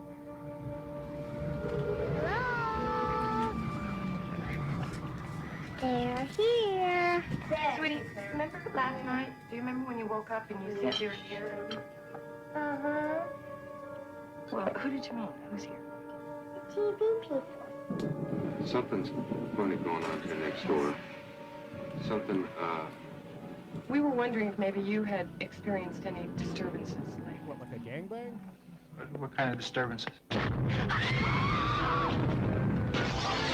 don't know what hovers over this house. I've never sensed anything like it. That thing is in there with my baby. Now Steven Spielberg crosses a frightening new threshold into a world within our own. All right, so that that was that the end of the clip? No, that wasn't the end of the clip. But Oh, we could, man, we could no, play it ends- all we could right. play it forever. No. You know? But sadly, she died on the operating table. She, the little girl. She did. Mm-hmm. And she Yeah. started in Happy Days with the Fonz, Henry Winkler, I right didn't before know that. Yeah, she was a regular for just one season. She was the daughter of someone the Fonz was dating. Well, that's I'm going talking about steady with. I'm talking about the little girl. Yeah, the little the girl. actor, yeah. Yeah, not the sister. She died at the hands Of a a crazed stalker. ex-boyfriend. Yeah, That was a boyfriend that's- that killed her. That's not who I'm talking about. I'm talking about the little girl. O'Rourke. Dominique, that was her name. O'Rourke. Dominique Dunn, who was murdered. Yeah, Yeah. But I'm talking about O'Rourke. Heather, Right. I think it was Heather O'Rourke. Correct. Yeah. But she was on Happy Days. I didn't know she was. on Happy That's Days. where she got her start. Her big break was Yeah. on Happy Days. Yeah, I thought a big break was. Yeah, that was now. There was a show I loved, which Al doesn't know about. It was just released by Warner Home Video on Blu-ray and streaming. V. It was a miniseries shot in '82, released in '83, and Dominique Dunn was in the cast. And they shot scenes with her around the time she was murdered, and they had to recast her and refilm all her scenes for V, which was an alien invasion miniseries about lizard people that wanted to come to Earth ostensibly to be our friends and save mankind, but they really wanted to. Here's a Twilight Zone reference. It's a cookbook. Yeah, they really yeah, wanted to to eat serve man, us. to They serve man. they wanted to serve man. Yeah, Very good, yeah. sir. Season 3 Twilight Zone. But yeah, Dominique Dunn. That was a tragedy, and I've met the director Robert John. You forgot his name. Oh my God. Oh well. Stop the Chance tape. forgot his No. name? Well, it's a shame that No. that the aliens didn't. He's take the her. director and writer. Johnson's his last name. All right, just call him Mr. Johnson. No. That covers it. Well, it was Mr. Johnson, not Tor Johnson, from Plan 9 from Outer Space fame, but Kenneth Johnson. Well, Kenneth Johnson. Jeez Louise. I met him in Burbank, California in '07. I met him in Tampa in '06. And he said, Chance, I don't want to see you at another convention. You've heard me enough. I like you. I like Samantha, who I was with at the time. He goes, I don't want to see you or her at another convention. He goes, we're good. Really? He was being nice. Yeah, he thought, look, I've said everything I can possibly say. And Right. he did a lot. He created the Bionic Woman spinoff. He created Incredible Hulk TV adaptation of Stan Lee's character from Marvel Comics. He's a really good director. He typically would direct the pilot and maybe a big 2-hour episode and a season premiere.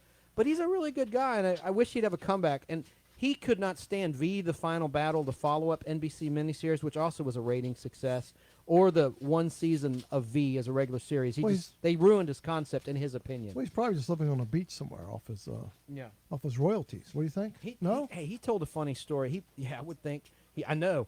He passed on gas. he passed on something that would have set him for life.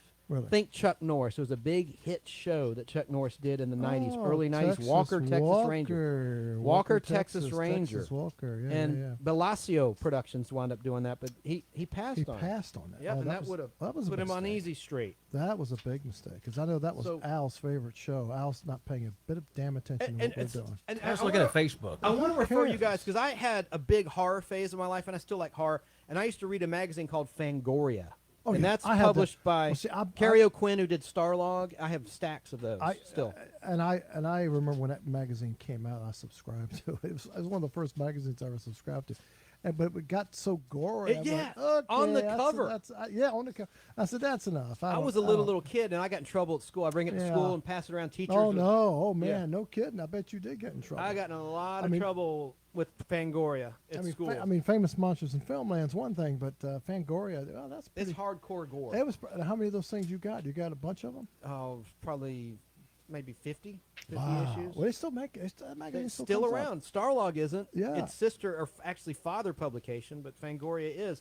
Now, just a few more obscure horror movies. Motel Hell that Al and I were talking about before we rolled on this podcast. I like that was movie. a weird one. Yeah. Weird one. And then you had with Ron Howard's brother Clint. He did a lot of movies Yes, in he the did. horror Yes, genre he did. to Yes, get a he did. paycheck. And Yeah. he did one called Evil Speak, which really freaked me out. Where he played a rejected teenager, and he had this computer program, and it got into satanic stuff and freaked me out. Well, you So- want to play a clip from that? No, we don't. I didn't even load one because it's just so bad. And Okay, all right. No, Oh, no, we could no need. do it. No but need. That's no okay. need. All right. We'll pass on that one, folks. That will be a pass. Continue, Chance. What else you got? Well, heck, we could do another Podblast on horror another time, but that's really all I had that were noteworthy. There's so many. Well, that's I could it, go folks. on Good and night. on. No. No, we could go on and on about others, but other horror movies of the time. That's all I watched practically. Were scary movies and slasher movies and monster movies. Oh, really? Along with sci-fi. Okay. Well, what about? Now, what do you got, Tom? What about this right here?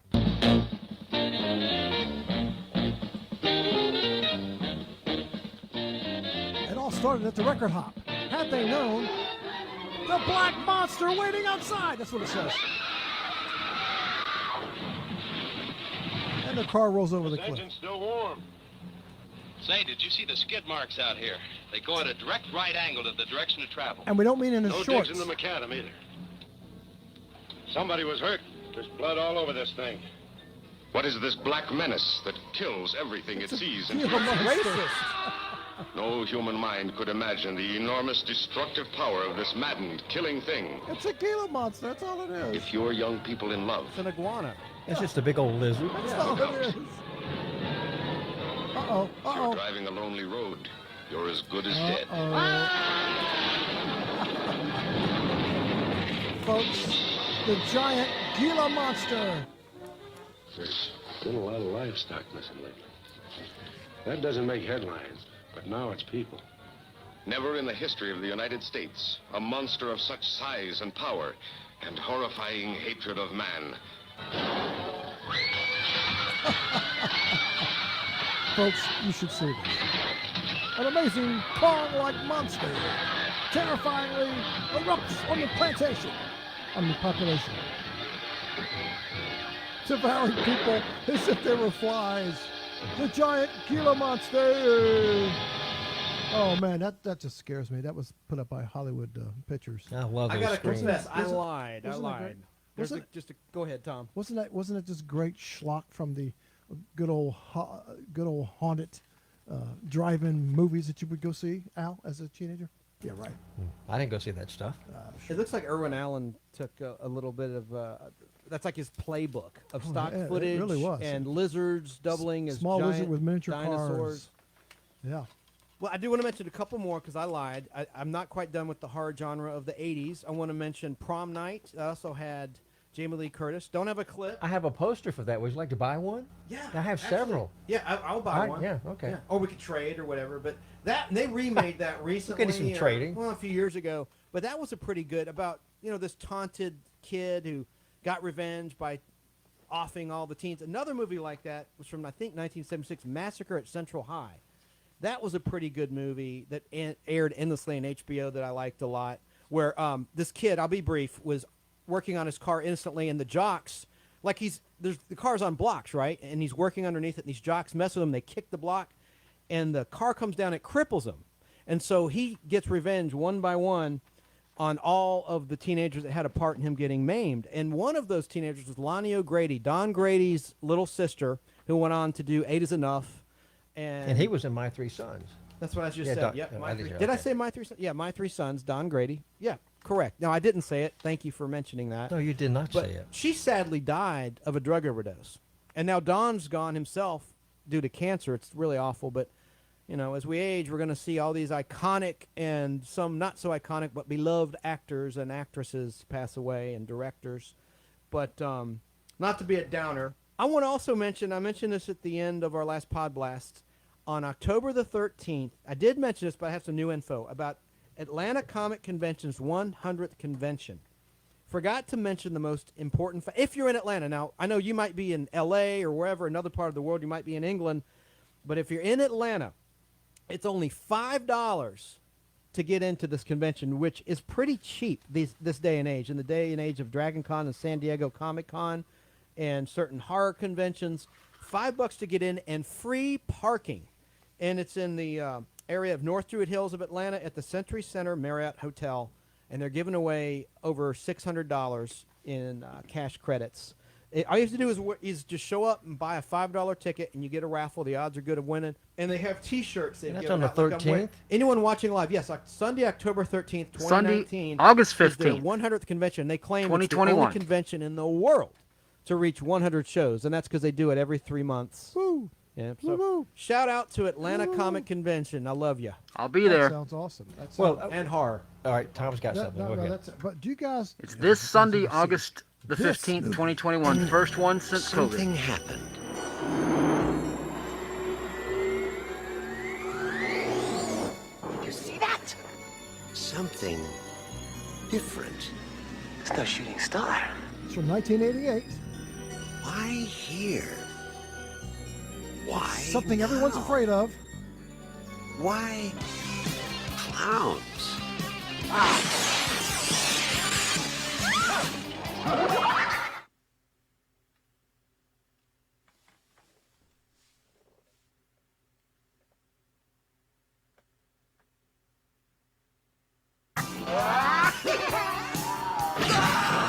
They've been knocking them dead all over the universe. What are you gonna do? Knock my block off? And he does! Soon they'll be doing it at a theater near you. Killer clowns from outer space.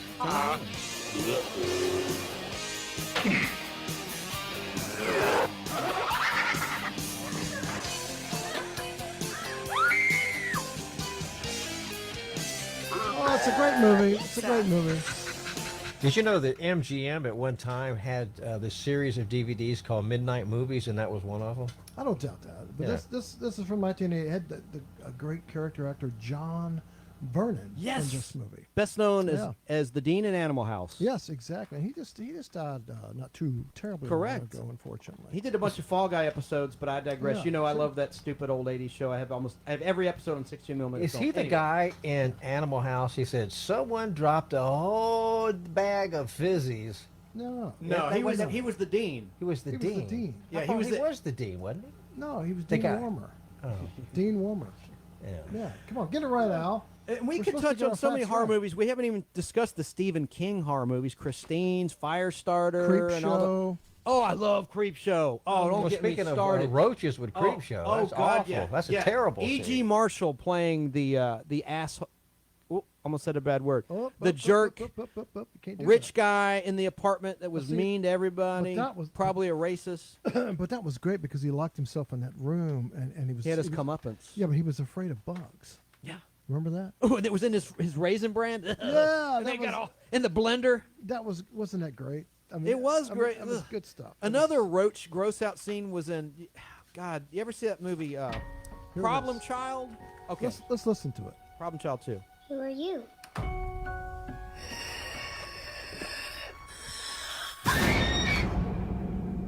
You know it's okay to be scared, right?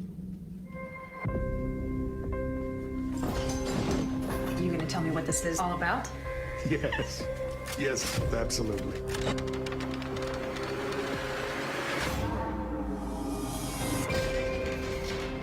You've killed before. You kill again. I see what you did there. 12 terrifying tales. In the corners of this world. Hell,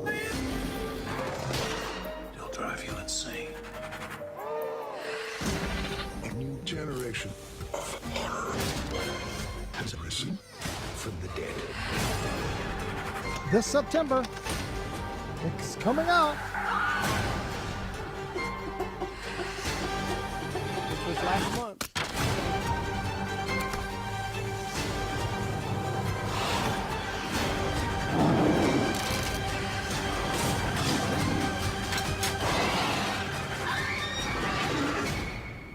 All right, so it really wasn't. There's a new creep show. Yeah, I know it was. Cool, good. That's what I wanted to hit you with. But it wasn't fair to play the trailer because it's a very visual trailer. So go to YouTube, look it up. Creepshow 2019, a Shudder original series is what it says. September, we're in It says September 26th. Okay. I haven't seen it yet. So I'm just wondering, has it actually dropped or, Is it a Netflix? What's based on original or? Well, it's based on a 1982 film written by Stephen King and George Romero, but I don't know. Oh my God! And we even talked about Night of the Living Dead, 1968, which just had a big anniversary. Yeah. Well, it doesn't really say. Wow. It just says official. And Dawn trailer. of the Dead. So that look was it the up. one- Oh man! So look it up. It's Did you actually. guys see Dawn of the Dead? Yes. Great. Oh, those effects. That's one of my favorite special effects guys. Tom Savini. He did the first Friday the 13th. That is a gore master. I've met him many times. Oh, and he's a good father, by the way. He's got lovely daughters, but he is a madman when it comes to horror and gore makeup. Hey, and then there's also John Carpenter's They Live from '88. That's a cult classic. Love that movie where Roddy Piper, former wrestler, he puts on these glasses and he notices They live. There's skeletons everywhere. Yeah, that's a Bill great Bo- movie. It's a That great is movie. a paranoia classic. Yeah. If you're into paranoia pieces. He's such a dear boy. Oh, this is Jeffy. He's so full of fun. Oh, this is Anya. Isn't she just the sweetest thing? And this is their new friend, Smedley. They're giving him a party. It's his coming out party. Oh, the children are having such fun. They're laughing and laughing. And it all began here, one foggy winter's evening. 1971. Oh. He ought to be ripe.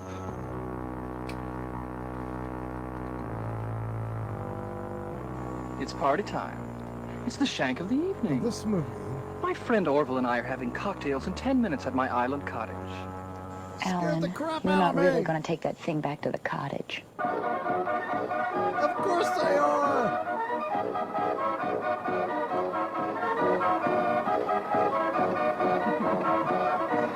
I, Alan, take this body. Yeah, and welcome to it. You deserve everything you're getting. There's no business like show business like. And I think, in time, we may get even closer. I'm going to Charles take your Manson? scraps and That feed looks them like it. to my dog. So this is one of the creepiest movies we'll ever see. Don't tell me there's real dead bodies like Faces of Death. No. But they look pretty real. But what happens is they end up getting eaten. It's just children shouldn't play with dead things. And I saw that at the drive-in by myself, and I went, "Nah, this was not a good idea." Wow. It was one of those really schlocky horror movies. But again, it still has a cult following to this day. Children shouldn't play with dead things. Don't watch it by yourself. And I hear you. Dawn of the Dead, I mentioned. Day of the Dead, '85. I had the honor of working with Greg Nicotero on The Walking Dead, and that was his big first special effects makeup job was in Day of the Dead. Really cool stuff that he did. He's awesome. And I want to mention, of course, we didn't mention Piranha from the '70s, and they had a great remake, and Richard Dreyfuss had a small part in it, and other big actors. but it came out in 2010, Piranha. It was really, really good. I mean, the effects, and Greg Nicotero worked on that picture as well. I think they shot it in New Mexico.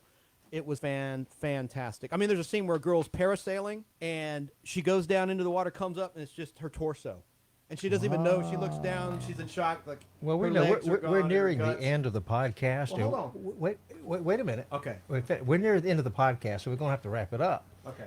But not to cut away from it, we have talked a lot about a lot of great movies, right? Great rental ideas and ideas for you to stream and purchase. And There's some pretty crappy ones, you know, too. one of the best, good way, though. one of the best movies ever made, in my opinion, was Young Frankenstein, and we haven't talked about that, you know. So The Frankenstein.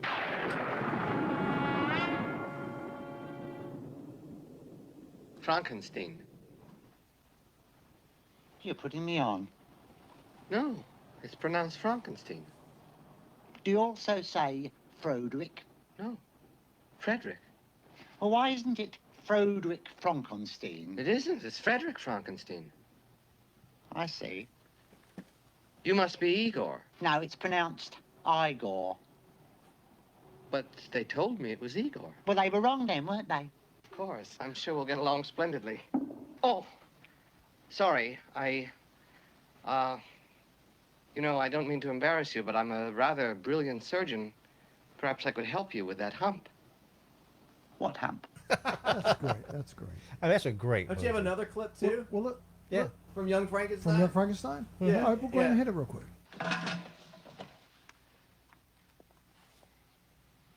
Now, that brain that you gave me, was it Hans Delbrück's? No. Ah, good. Would you mind telling me whose brain I did put in? And you won't be angry? I will not be angry. Abby someone. Abby someone. Abby who? Abby Normal.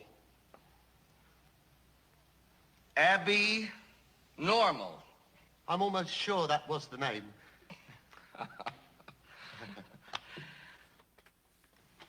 Are you saying that I put an abnormal brain into a 7.5-foot long, 54-inch wide gorilla? Is that what you're telling me? Quickly, get up! What? Three syllables, yes. I love that. That's Isn't that great? That was great. Let's listen to what Mel Brooks. This is a short clip. Let's listen to what Mel Brooks had to say about working with Marty Feldman on Young Frankenstein. Here it goes. Terry, when you were doing a scene, I don't know if you had many scenes where you had to, but if you had to make eye contact with Marty Feldman, how did you do that? I crossed my eyes and I looked up at hell. I don't know. I didn't do it. I didn't have any scenes with him when I did that. Well, But I no, had no, looked you at- had the Abnormal, you had the charade scene. Okay, that I did it. Okay, yes. The only way to really hide from Marty Feldman is to put your nose against his. Then he'd never see you, he'd never know where you are. He only looked out of the sides of his eyes. That's great. That's great. Isn't that great? Later, I did a movie with Marty called Silent Movie. And we had a great wheelchair chase. We were chasing, we could chase you tonight. We were Terry Garr's in a wheelchair. chasing Paul Newman in the picture. And you know, Dom was pretty good at it. I was with the three of us, Dom DeLuise, Mel Brooks, and Marty Feldman. But Marty was incapable of running anything, you know. So I would say, okay, we would be in a building, Dom would go, I would go, and you'd hear, crash. And I'd wait and I'd say, well, are you all right? I'm all right, yeah, I'm fine. And we go outside, bang! Dom, are you okay? I'm okay. Mel, I'm okay. Marty, I'm all right, love, I'm all right, I'll be all right. He was, I don't know why. I don't know. What do you not know? The only, the Nothing. only, He knows everything. the only thing I used to say to waitresses, he wants 2 eggs sunny side up. Put one here and one there. So that's great. That was an interview with some of the cast. Terry Garr, unfortunately, is not in good health. She's in a wheelchair right now. It's sad. She It's was sad. so lovely in Young Frankenstein. Yeah, and Leonard Maltin is doing the entire interview with them on a stage somewhere. Matter of fact, Mel goes around and does some stage shows. He's either coming here or he's already been. I'm sorry, I don't recall the dates, but I really would love to go see him because they say he's just a real hoot up there on stage by himself, just like Billy Crystal did the one-man shows. Well, Mel Brooks goes around and does these, which I think are pretty fun. Guys, So anyway. what's your favorite scary ventriloquist dummy in horror movies? Charlie McCarthy. Okay, so did you like Magic? No, did you like Magic with Hopkins? I like Chucky from the Child's Play series, and that's all I'll say because we're running out of time. But those movies were really good. Started in '88 with Catherine Hicks. Great series. Bride of Chucky. Remember the scary dolls in Barbarella with Jane Fonda? Oh, yeah. Yeah. Got those teeth. Yes, yes. And now I got a question for each of you before we wrap. Do you have a favorite death in a horror movie, or memorable, killing, deaths, whatever? Just think on it. Maybe I'll tell you mine if you need to think, or if you know, then go ahead. Go ahead. Tell us yours first. All right. This is memorable. I didn't like it at all, but it was in Halloween 2. There was an actress named Pamela Susan Shoop who was lovely at the time, and this was set in a hospital, right? And Michael Myers scalds her in this hot water, and it's awful. Like she's naked, topless, and he puts her head under the water and just melts her face off and her boobs off. Ugh, I hated it. That's memorable, not my favorite, and it was really disturbing. Well, but that is disturbing. Yeah. Do you have a memorable? I'll go back even further to Bride of Frankenstein, because at the end of the movie, Frankenstein had a bit of a personality in that movie, as we all know, and so he lets Dr. Frankenstein and his wife go. He says, "You go, you live," and then his hand reaches up slowly on the lever. And he looks and turns to Dr. Pretorius. "You stay, you die, dead," or something like that. And he pulls the lever down, and the whole thing starts to blow up. That's just a great classic scene. It really is. And by the way, real quick, in the movie Van Helsing, that you guys saw, The Greatest Showman, who was in that again? Hugh Jackman was the star of that. Yeah. And at the end of that movie, the Van Helsing movie, it ended very Zac much. Efron's in it. It ended very much like Mary Shelley's original Frankenstein book. If you remember, I have that on DVD. We need to watch that. Remember the Frankenstein Got 'em all. monster drifting off on the raft into? That's how her book ended. Right on. If you go look at the very last chapter of her book, yeah, like you all have that on hand. But I thought that was kind of interesting how they pulled that little teeny tidbit from her book at the very end, and that's how they ended the damn movie. I thought that was very cool. Al, you got a favorite? Probably House of Wax. When they fall into there's a big container of wax, for the wax figures. Yeah. When they fall into the wax. Yeah, Madame Tussauds wax. Yes. Yeah.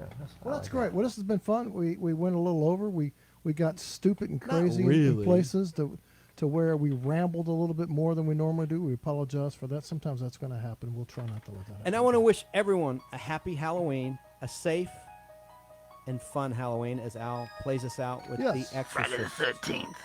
Have a good Tubular one. bells. Have a Thanks good for one. listening, everybody, and happy Halloween. Take care. Happy Friday the 13th.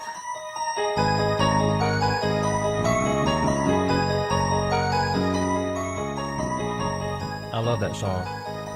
Blah.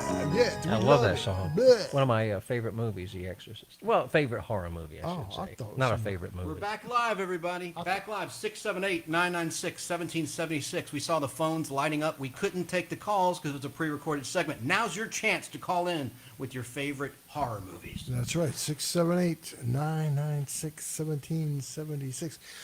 And if you want to talk to Al, Tom a chance. That's right. Blah. Can I say this? And tell us about your All right. experiences with This horror. is actually our last show here on the radio. What? Yeah, the last show. But, you know, it's been fun the whole time we've been here because things change, but, you know, that's okay. We had a good time. But we still do the podcast, or Hey, Podblast. We still made history, even though we're about to be history for now. Can you But get- we'll be back because we are Atlanta's first radio show about pop culture. And I want to remind everybody about our Facebook page because every Sunday we do a show on video, and it's going to be at 3 o'clock tomorrow. And our Facebook group is Nostalgic Podblast, one word, Podblast. And tomorrow's topic is the Twilight Zone and the Outer Limits. And we're going to be in Tom's Studio West. And we do a show almost every Sunday. So we're not going anywhere. We're still on SoundCloud and Stitcher and Apple and iTunes. We're on all of your podcast outlets. We'll still be out there. We'll still be out there. Al won't because he's on mic right now. Hey, real quick, if you want to give us a call, 678-996-1776, and you can be part of our last radio terrestrial broadcast of 2020. This is 2020, right? 2020. And next week, we'll have our regular weekday people. Some will, some won't. Will be on, but there'll be a in studio with Kara next Friday, March 27th, 2020, and we'll have Sully and Shannon and Kara. So tune in, and you never know, we might have some surprises. So now, Chance, has anybody ever bitten you on the neck? Yo, mama. I don't know what you're. I'm just kidding. I'm referring to the hiki. Somebody needs to. I'm referring to the hiki. I'm seeing on your neck. No, just kidding. I'm just kidding. Now, if anybody has a favorite horror character that we did not cover on that horror broadcast part 2, please let us know because there's so many things. We didn't talk much about the mummy, all the different mummy incarnations that have come along, including the latest one. When Universal tried to reboot the classic horror franchise with the Mummy with Tom Cruise. Did you see that one? No. Yeah, it was forgetful. The effects were pretty good. There's a lot we left out. Like in Invasion of the Body Snatchers, I like the 1978 version. I know we'll digress on that, but that movie always freaked me out where you saw the little dog with the human head. There was a little moment. Anyway, it's a great movie. 1978's Invasion of the Body Snatchers with the pod people taking over people's bodies when they sleep. They get you when you sleep. No, is that the one with Donald Sutherland? Or, yes, Donald Sutherland. Okay. Oh, yeah. but I won't do the sound because I'll blow Al's ears. But you know, Nicole Kidman did one after that, which you know, you can't find it anymore. I mean, there was one in '93 too. Gabby Anwar was in it. It was called Body Snatchers. But it's a great. Yeah, it was a great film. It was a great subject matter, is what I should say. You ready for me to give you the mic back, Al? One more thing I want to mention. This isn't a one more thing, but I want to remind everyone that The Invaders airs at midnight tonight on MeTV at midnight, and that's channels.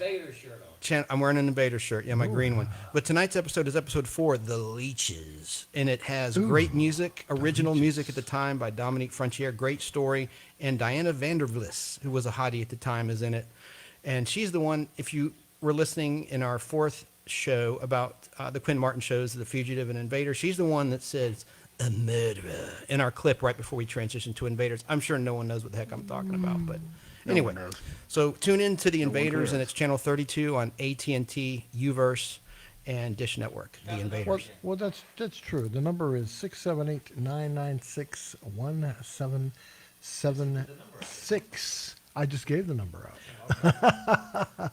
So Al, what was? Now you said you did not like splatter movies so much. So what was your favorite classic horror person? I mean, was it Frankenstein? Was it werewolf? Was it? That's a good question. It couldn't have been the Bride of Frankenstein because she wasn't on very much. I always thought they should have done a follow-up with her because they did so many Frankenstein movies with Lon Chaney playing Frankenstein. My favorite is Dracula. Bella or Christopher What Lee? was the guy who played in Nosferatu? Well, that's the guy that he was great. No, the silent movie? No. The remake in the 70s. Klaus Kinski, I think is his name. Klaus Kinski. Klaus. He was German. But he looked so much like the original. That's true. He looked Nosferatu, great. He's great. Which is they meant to do that. Matter of fact, I got a poster from you one time to give to a friend at Turner. Yeah, I've got some more of those posters. Yeah, and it was a Nosferatu. great looking poster. Well, those posters bring a pretty good price on eBay. Yeah. But I guess would be Bela Lugosi. Bela. I like him. So even on he. I like Boris Karloff too, but Bela I just liked his. I don't know. I just liked his him. persona. Yeah. Because he did Mark of the Vampire, which was after obviously Dracula, and then of course he did Dracula. But he did so many other classic characters. Now, even though White Zombie was not a good movie, That was it's a not crummy very movie, good. but his character was great in it. I mean, it with a mustache and a little beard, and he looked very ominous, very horrific. I even liked him in. You didn't like. I like the Phantom Creeps. Remember that? He was in that? Yeah. Well, that was a serial, but I have the feature version. He on was. film. No, the robot was great in that movie. What was his name? Zorka? Yes. Zorka the robot, I think was. Yeah, I think so. And there's a guy locally that remakes some of those statues resin statues that you can buy. That he would be at Professor Marte's Spook Show. At the Plaza. Back when it was in Avondale Estates after the Plaza. Right. Then it was at Avondale Estates, and he went back to the Plaza. But there was a guy there that had one for sale. They went like $300 some for it. I'm going, wow, that's even too much. That's way too much money. You didn't buy it? That was a trash can. What was that? That was me kicking a trash can. It was like Jimmy Durante kicking Go the ahead can and kick in the Chance. in the mad world. Is what it was. But anyway, this has been a great experience. I can't think of a better way to waste a Saturday.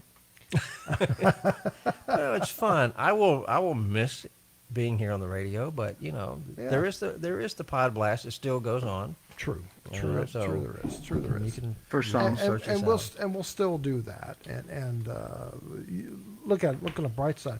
We will be in a sequential order that makes sense. Right. Because the last podcast that you just heard, we were wishing everyone a happy Halloween. Well, yeah, we did that last Halloween, and we coming up here at 4:00. We're going to play a Christmas episode to kind of end things. Yeah.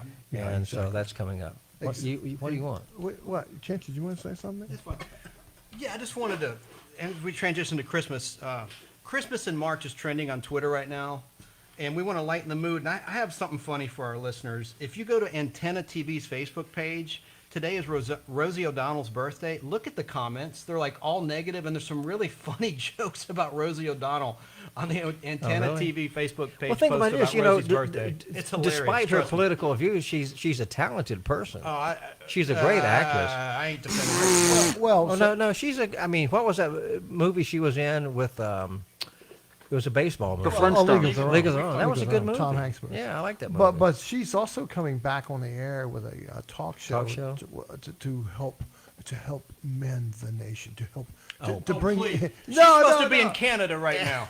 That's true. They're all supposed to be in Canada. But they decided not to go. Yeah. But But anyway. she's supposed to come back on the air. Well, she had one for a while called Rosie, and then she just quit. Right, she did. She did, and it was doing quite well actually. But she doesn't like our president at all. So anyway. Anyway, before we head out of here, We're not heading out. We're going to stay and do our Christmas show. But yeah. Well, I mean, that's pre-recorded. We won't be here live. But anyway, do you have one more thing to add before we wrap things up? I thought you do. I do? About somebody who passed away. Well, I mean, I used to be a country DJ for a very long time. I worked over at Kicks, the country station here, which is now New Country 101.5.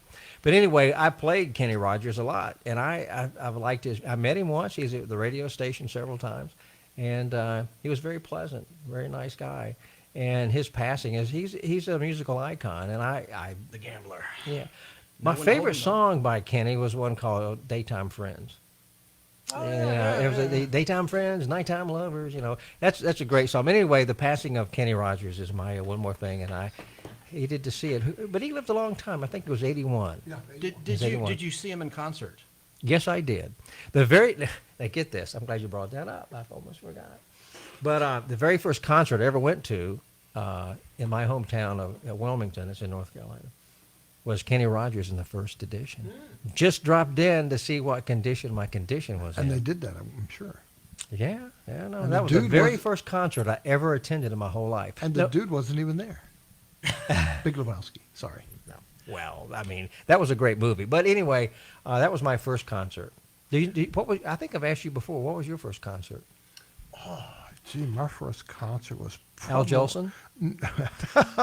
funny. I wish. It was either, I think it was Chicago. Great The group. group Chicago, back when it was all original members. Mhm. Me and my good buddy Don Shirouse went and saw Chicago. And Yeah. Three Dog Night, I've seen Brad, I've seen James. Three Dog Night Gang, was one of my favorite groups, I've seen too. Candy, I've seen Plastic Ono Band. So I've seen I've seen Paul McCartney. a lot of I've stuff. seen, Yeah. I didn't see the Beatles, but I saw Paul. I saw Right. Paul twice. Exactly. Paul McCartney and Wings the first time. My first one was Madonna, Like a Virgin tour.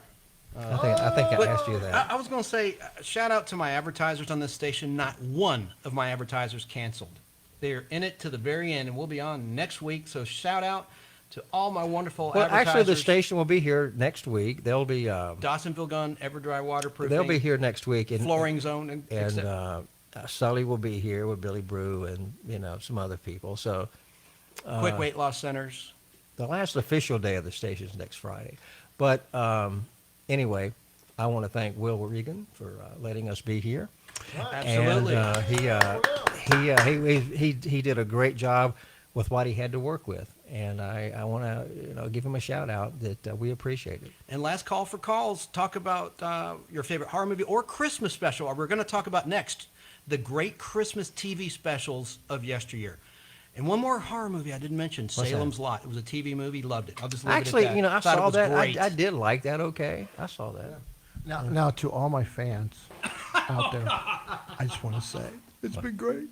And I'm not on a Christmas show. hey, and for those Tom is looking- not on the show, For those no. looking for Tom on Facebook, he's incognito. You might- Basil Chesterman is his No, Facebook it's handle. Basil. Basil Chesterman. You can't even say it right. Well, I'm used to cooking. I cook a lot. Basil, and you put that in your food. But and remember our Facebook group, Nostalgic Podblast. One word. We do a show on video. It's great. I'm telling you. And it gets better, and you can get caught up in all of our past shows.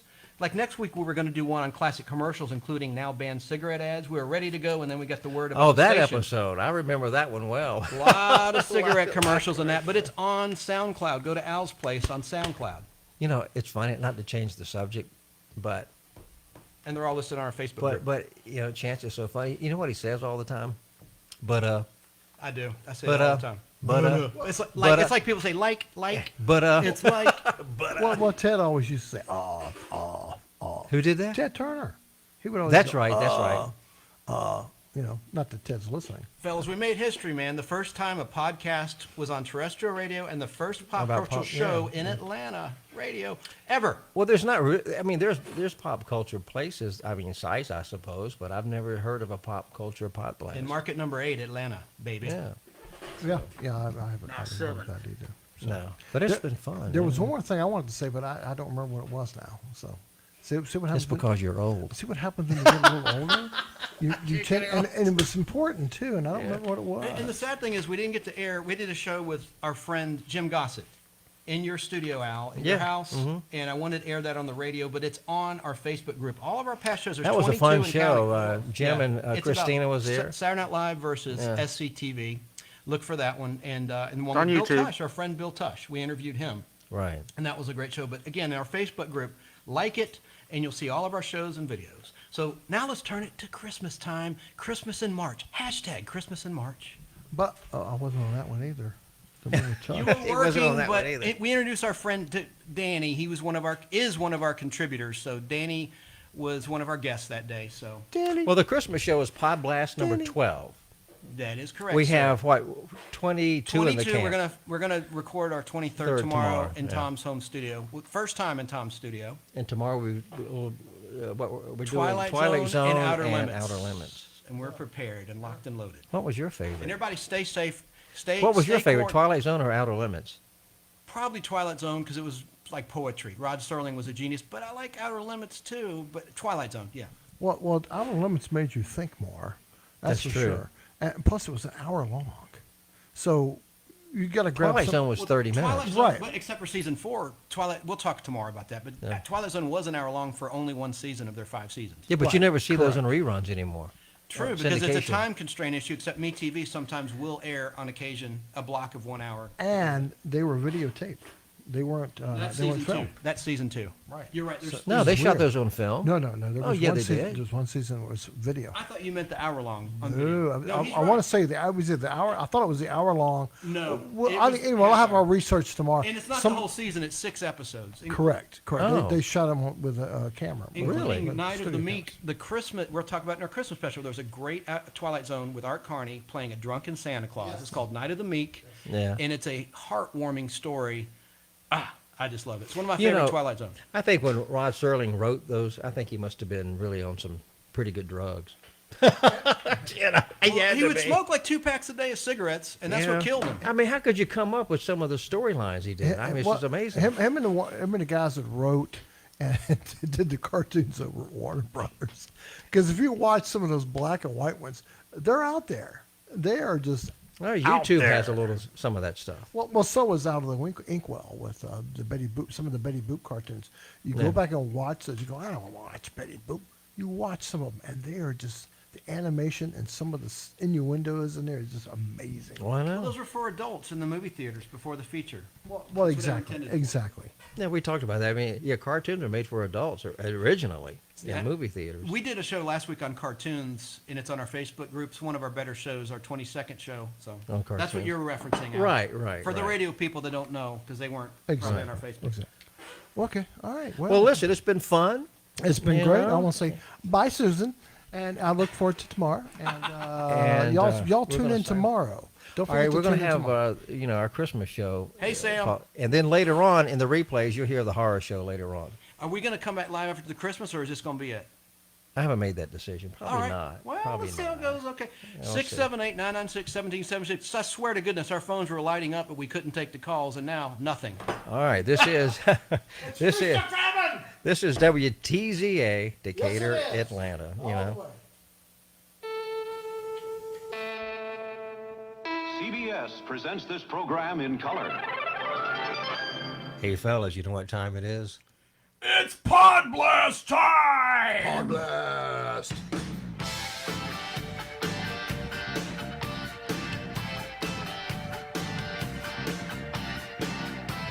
And welcome to another Pod Blast. Our buddy Tom can't make it today. He's out Making money. making money.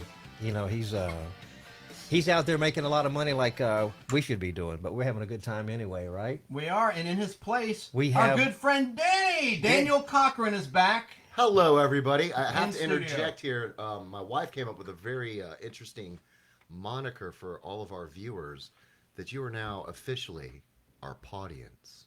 I love it. Don't you like that chance? The podience is listening. Good stuff, Danny. Thanks for making the trip, man. You drive over an hour to get to the studio. I do, but you know what? Each way. There's something right around the corner. What is that? What is that? Something's kind of special coming. Christmas time. A holiday. Saint Nick. So why don't you tell us what kind of show we're going to have Yeah, today, Chance, fill us in. Well, today's topic is Christmas on your television set throughout the generations. Whether it's a Christmas episode of your favorite sitcom or dramatic series, or a special like the Andy Williams specials of the past. And the cartoons like You're a Mean One, Mr. Grinch. You know, but this is going to be special because we're And not Frosty the Snowman. Oh, yeah. All the ones you know and love are dear to your heart, but this is going to be a Christmas special like none other. In that, you're going to have clips of rare oddities. Have you ever heard of a Christmas show that had a drive-by shooting in it? Well, You will now. Have you good heard? grief. Did you know that Captain Kirk seduced one of his crewmen on a Christmas episode of Star Trek? That's not really a big surprise. Well, we're going to have the heartwarming stuff, but also some weird stuff like that. So stay tuned. But Tell us what kind of weird stuff, Chance. we'll get to it. But there's just one more thing. What is that, Chance? One more thing. It's our new segment. One more thing. Oh, that's right. One more thing. Come on, Al. Roll with it. One There's just one. more thing. Okay, I got to get serious here. Well, I'll play This that is another time. WTZA, Decatur, Atlanta. Exactly. That was our 12th show. 10th or 12th? Our 12th show, I believe. Yes. And it's on our YouTube channel, The Nostalgic Podblast on YouTube. And it got screwed up when we did it live when it was new. There was some audio glitches at Al's studio, and the audio kept dropping. So I'll probably have to redo that one like I did today with this little live wraparound and kind of like a Mystery Science Theater 3000, except I'll comment more. That actually was a good one. There's a lot of clips in it of Christmas specials of the past, and Danny makes a good point that back then you just had a TV guide. When we were kids, we're old. You didn't have a DVR. You didn't have even a TiVo before the DVR. You just had a TV guide, and if you missed the special, you missed it. You had to tune in to see the Charlie Brown Christmas special and all those great specials of the past. But that's another episode. I just wanted to play a little bit of the beginning. That was our last radio broadcast before friggin' COVID-19 shut down WTZA. It was a great station on AM and FM in Atlanta, and so we weren't canceled. The whole station just went dark because a lot of the advertisers, in fact, most of them, which stayed till the very end, couldn't continue because they were closing their doors, I can't talk, and cutting back, which is understandable. So I'm going to wrap this in a little bit, but just to talk a little bit more about horror. I touched on this movie in what you just heard, Grizzly. And this was shot in 1975 in North Georgia, in Clayton, Georgia. Not the county, but this town. And it's about a giant grizzly bear that's killing people. It was very gory. And I just think it's a great drive-in movie. It's played at the Starlight Drive-In here in the Atlanta area in the past. And it's just a hell of a lot of fun. And it's one of those few movies, and this doesn't make me happy, but it shows a kid getting killed in front of his mom. She's like, drying her clothes on a clothesline, and the bear just rips the kid's arms off, and she's right in front of her. Not my boy! Just kind of a shocking scene, but it wasn't real. It's just makeup and stuff, but it was kind of interesting. So there, before the camera, if you're listening, if you ever want to see these images, because I do reference a lot of stuff like a camera, and that's because it's live in our Facebook group, The Nostalgic Podblast, and on our YouTube channel, The Nostalgic Podblast. So recommend Grizzly. And then a more recent one, not really that recent, I think it's 21 years old now, but Hollow Man with Kevin Bacon and Elizabeth Shue. It's the Invisible Man story where he's terrorizing everyone. And at the time, it had some pretty revolutionary CGI effects, but that's a good horror movie. And what I like best about horror movies of the 80s and even the 90s, like Scream and Hollow Man, I like the mix of comedy and sensuality. There's always nudity. And then, of course, gore. I think it's a good combination, suspense. And this director of Hollow Man, Paul Verhoeven, he directed RoboCop and what was that other one? Showgirls. But he did, a space movie, Kill 'Em All, Starship Troopers, that's it. And the creepy thing about this guy, this director, and he's from Holland, is that he always has a rape scene. So that's not cool, right? Now, here's another more recent movie. I think this is suspense, terror, and horror. It's a Mark Wahlberg movie called Fear. And it has a great cast. Reese Witherspoon's in it. Alyssa Milano. Christopher Crowe wrote it, who created BJ and the Bear for television, which was a ripoff of a combination of Smokey and the Bandit and Convoy, the movies. Anyway, I really like this movie, Fear, and William Peterson is in it as Reese Witherspoon's dad, and he had a great role in To Live and Die in L.A. in the 80s. And then the mom went on to play a judge in a show, Judging Amy, on CBS. But anyway, it's an underrated, great movie. And in the trailer, going to say a bad word here, you see like Mark Wahlberg's character, who's like a foster kid who got bounced from family to family, so he's a little jaded. Doesn't excuse the terrible things he does, but he's looking through the peephole, and they have this elaborate security system in their house. And so that, they fire up the security system, but they don't know that he's cut the cable and cut the cord. So the phone systems don't work. That's before the iPhone, right? This is like a 1996 movie, I think. And he's like, it could have been different, Mr. Walker, but I'm going to win in the end. So let me in your fucking house! And my friend Hunter and I always laugh at that scene. And in the trailer, of course, they censor it. Let me in your house. But I just love that scene. And there's some pretty cool twists and turns in that movie. Kind of like Cape Fear, the remake with Robert De Niro. That was a good one too. But I really liked Fear. That's a good movie, man. And he just does all sorts of funny, terrible things in that movie to get revenge. I love revenge movies, you know. So I guess I'm going to wrap it up. This was my nostalgic pod blast for the week. I was going to try to do a show Sunday. Maybe I will. I don't know. There's so much going on. I want to give a shout out to Atlanta Comic Convention at the Century Center. It's a Sunday only show from 11 a.m. to 4 p.m. And this is the first one they've done since the gosh damned COVID-19 hit from China and created havoc and death upon the world. And I don't know why we don't strike back, you know, whether it's bombing. This is really, I'm sorry, a little extreme here, but blowing up the Great Wall of China, something to get even with these guys, because they really did create havoc upon the world. And why aren't we doing anything? You know why? It's because we're bought and sold by China. China owns this country. I'm sad to say, it's just a fact. It does. And if you don't think that, you're unaware. You need to wake up. You need to get educated, because China is taking over this country. And the politicians are bought and sold. I'm not going to name names, but, you know, we need to get serious about, I don't know. I'm going on a tangent here, so this is a nostalgia show. This isn't a political show. But this Comic Con, Atlanta Comic Convention, will be the first one since COVID-19 hit. And like I said, it's only $5 to get in. They have prizes. I'll be there. It's going to be a lot of fun. I'm only going to be there for an hour or two. Oh, we got a call coming in. Let's see who's calling.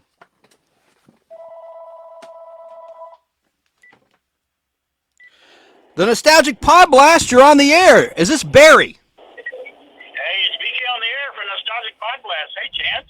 Hey, man, you stopped me. You called it a good time. I was going off on a rant, and I'm glad you interrupted me. But I'm always looking forward to being on your show, BK on the air on WBHF, and tune in live 10 a.m. to noon Eastern Atlanta time, Saturdays. Well, you mentioned you're talking more horror, and happy Friday the 13th to you and everybody. Happy Friday the 13th to you too, brother. I love that wow, Friday the 13th is 40 years old, and Friday the 13th Part 3 in 3D actually premiered on this day. In 1982.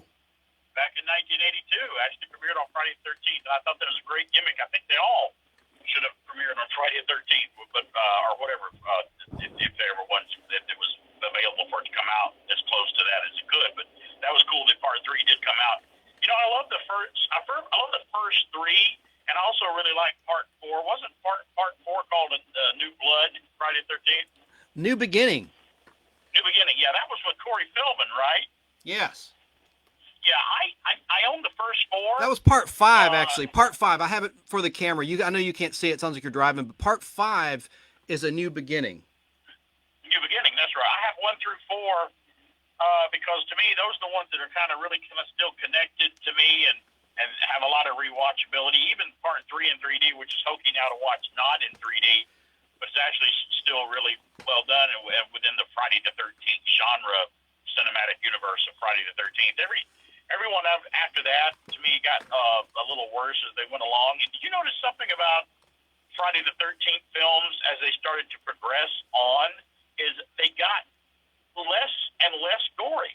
That's true. I mean, I don't know why. I don't know if it was like a budgetary thing, or they didn't have a lot of money, or they didn't have the effects professionals that they had in the old days. But they did. They got progressively less gory, which was a part of that. You expected that in the movie, but you didn't get it. And they got even more comical. I mean, Jason Takes Manhattan to me is a comedy. Sure, they all had comedy elements to them early on, but you're right. It got a little more ridiculous and watered down. And Part 4 was the final chapter, and that one was really gory. But anyway, the fifth one's A New Beginning. Yeah. Yeah, I liked 4. I think the first 4 are good, solid Friday the 13th movies. Anything after that, to me, is rather forgettable. But if you're fans of the whole genre, Friday the 13th or the whole series. That's fine. There's nothing wrong with that if you're fans of it. But it was pretty groundbreaking when it came out. The first one, some people said ignorantly that it's a ripoff of Halloween. It actually wasn't, because Halloween by John Carpenter, to me, was not a slasher film. It was a different type of horror film. And Friday the 13th came along, and it was very different from Halloween. They were not alike. I would agree.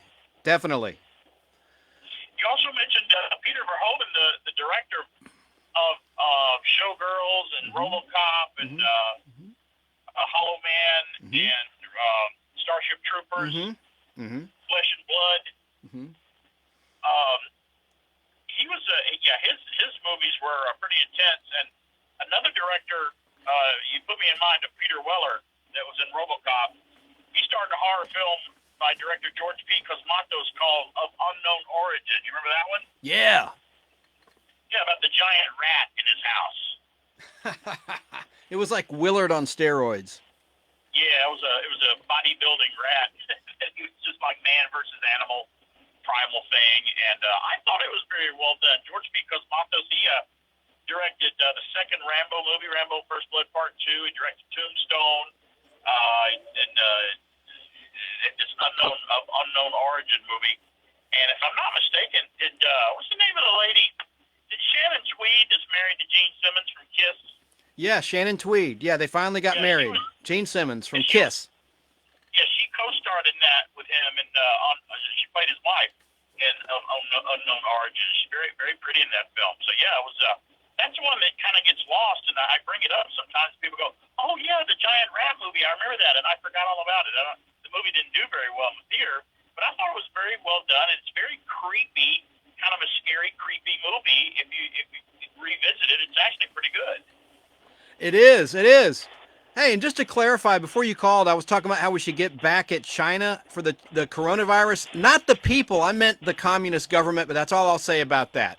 That's all I'll say about that. Anyway, getting back to the fun in the movies, something kind of cool is we're both on fistfulofradio.com, and now we're going to be on a little bit more than before, and I'm excited about it. Like, your show now comes on Friday afternoon. I call it the BK on the Air Double Shot. 2 episodes back-to-back from 1 until 4 in the afternoon.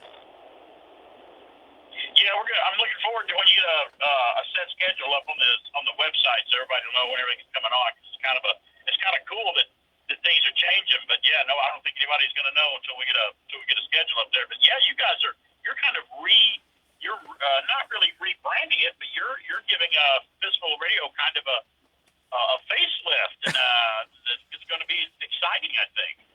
I do too. Now, and I hope that Shannon and Kara will come back. That's to be determined, because everybody wants to see them. But yeah, we're going to have some programs about entertainment, sports, politics. I can't announce just yet, but I just got another new show that's a great show. Trust me, it's a great show. They just sent it to me. I'll have to talk to them before I can make an announcement, but I'm really excited about that. And yeah, man, I'm going to play our stuff in the evenings and then stick to the stuff everyone knows and loves on Fistful during the day, except for Friday afternoon when it's the BK Double Shot starting at 1 o'clock. Yeah, I've got a great guy that does a talk show about the history of Brussels sprouts that I'm going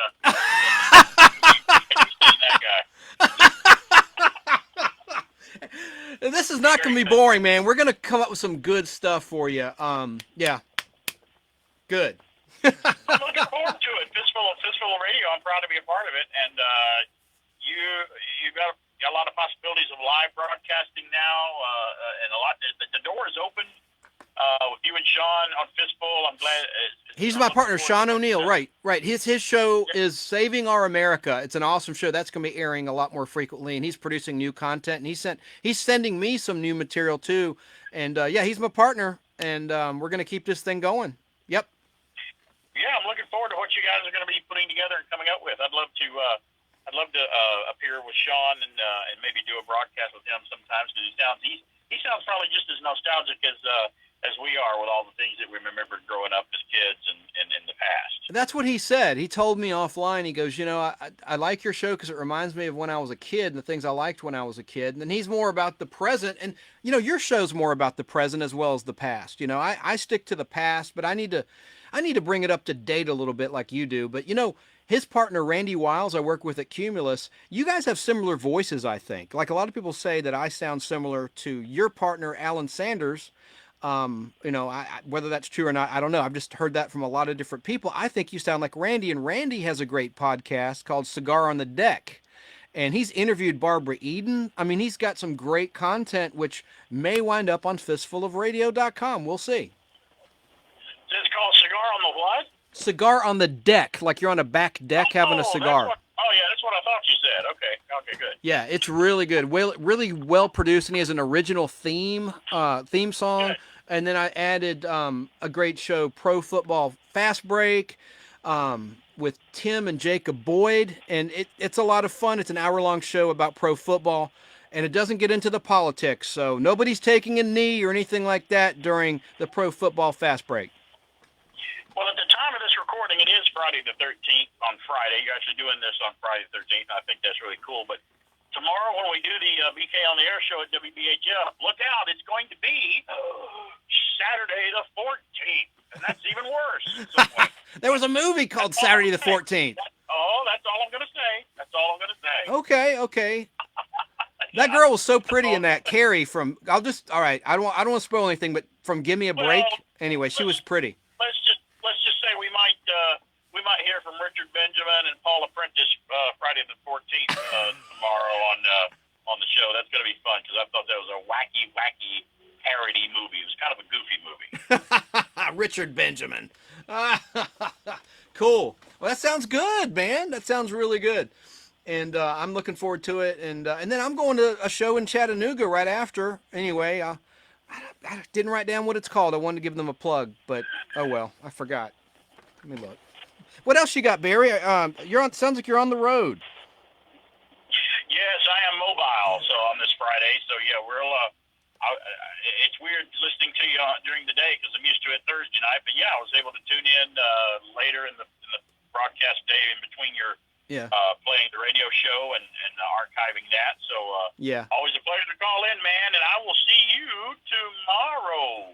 Sounds great. BK on the Air on WBHF, and you can stream it old school if you just want to from the web, from your laptop or phone. You could use the app, of course, at TuneIn, but also you could go to WBHFradio.org, not .com, .org, and you can pick up the stream. But it's live, 10 a.m. to noon. It'll be Barry, Alan Sanders, and I, and we're going to have a hell of a lot of fun. I'm looking forward to it. And what the heck, if you're close in North Georgia area around Bartow County, you can hear it on that old-fashioned thing called your radio on AM 1450 and 100.3 FM, for God's sake. That's weird. Nobody does that anymore. There you go. Awesome, man. Thanks, buddy. All right, thank you. You drive safe. We'll talk. See you tomorrow. Bye. So that's Barry. There's just so much going on this weekend. That's why I don't know, because I'm going to, it's FarleyCon. It's called like Chris Farley, FarleyCon in Chattanooga, and gonna meet a friend there and have some fun and just see what kind of comic. I'm a comic book nerd. Anyone that's watching on Facebook Live in the Facebook group, The Nostalgic Podblast, or in our YouTube channel, The Nostalgic Podblast, you can see boxes and boxes of comic books behind me. I've got 15,000 comics I've been collecting since I was 11 years old. So I just want to see what's going on at FarleyCon, which is in the Chattanooga, Tennessee area this weekend. Saturday is when I'm going. And then to Atlanta, the Atlanta Comic Convention.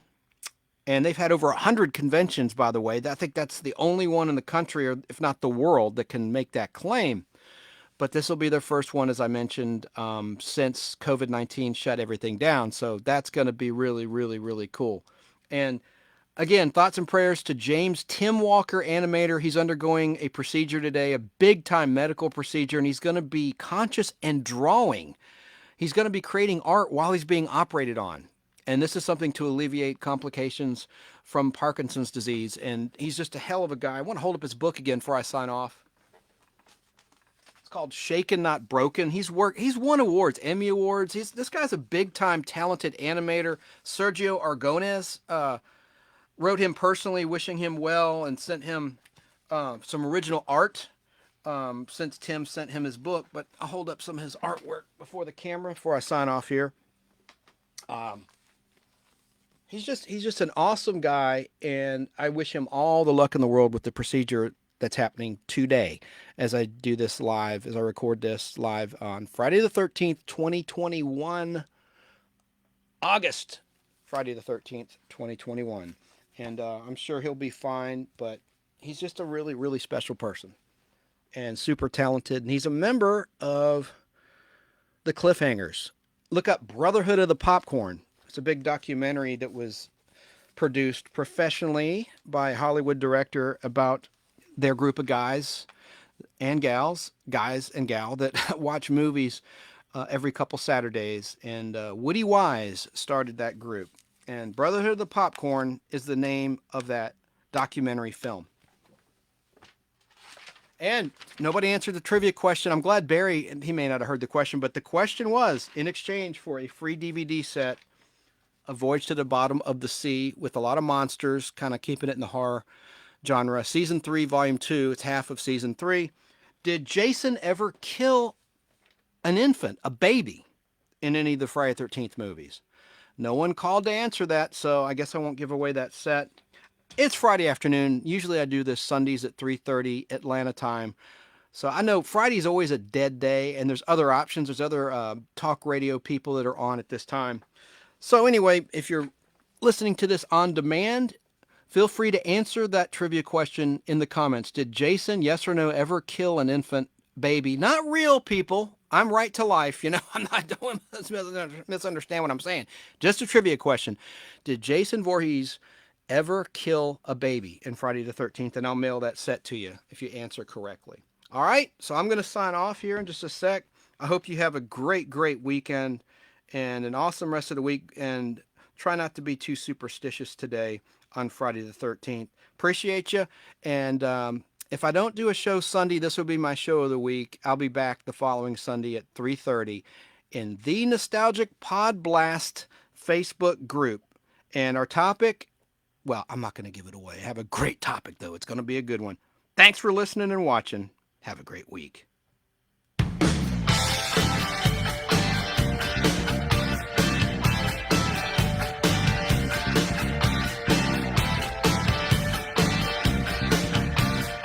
Thanks to Barry King for calling in. And remember to tune in to BK on the Air, Saturday, 10 a.m. to noon. WBHFradio.org or tune in.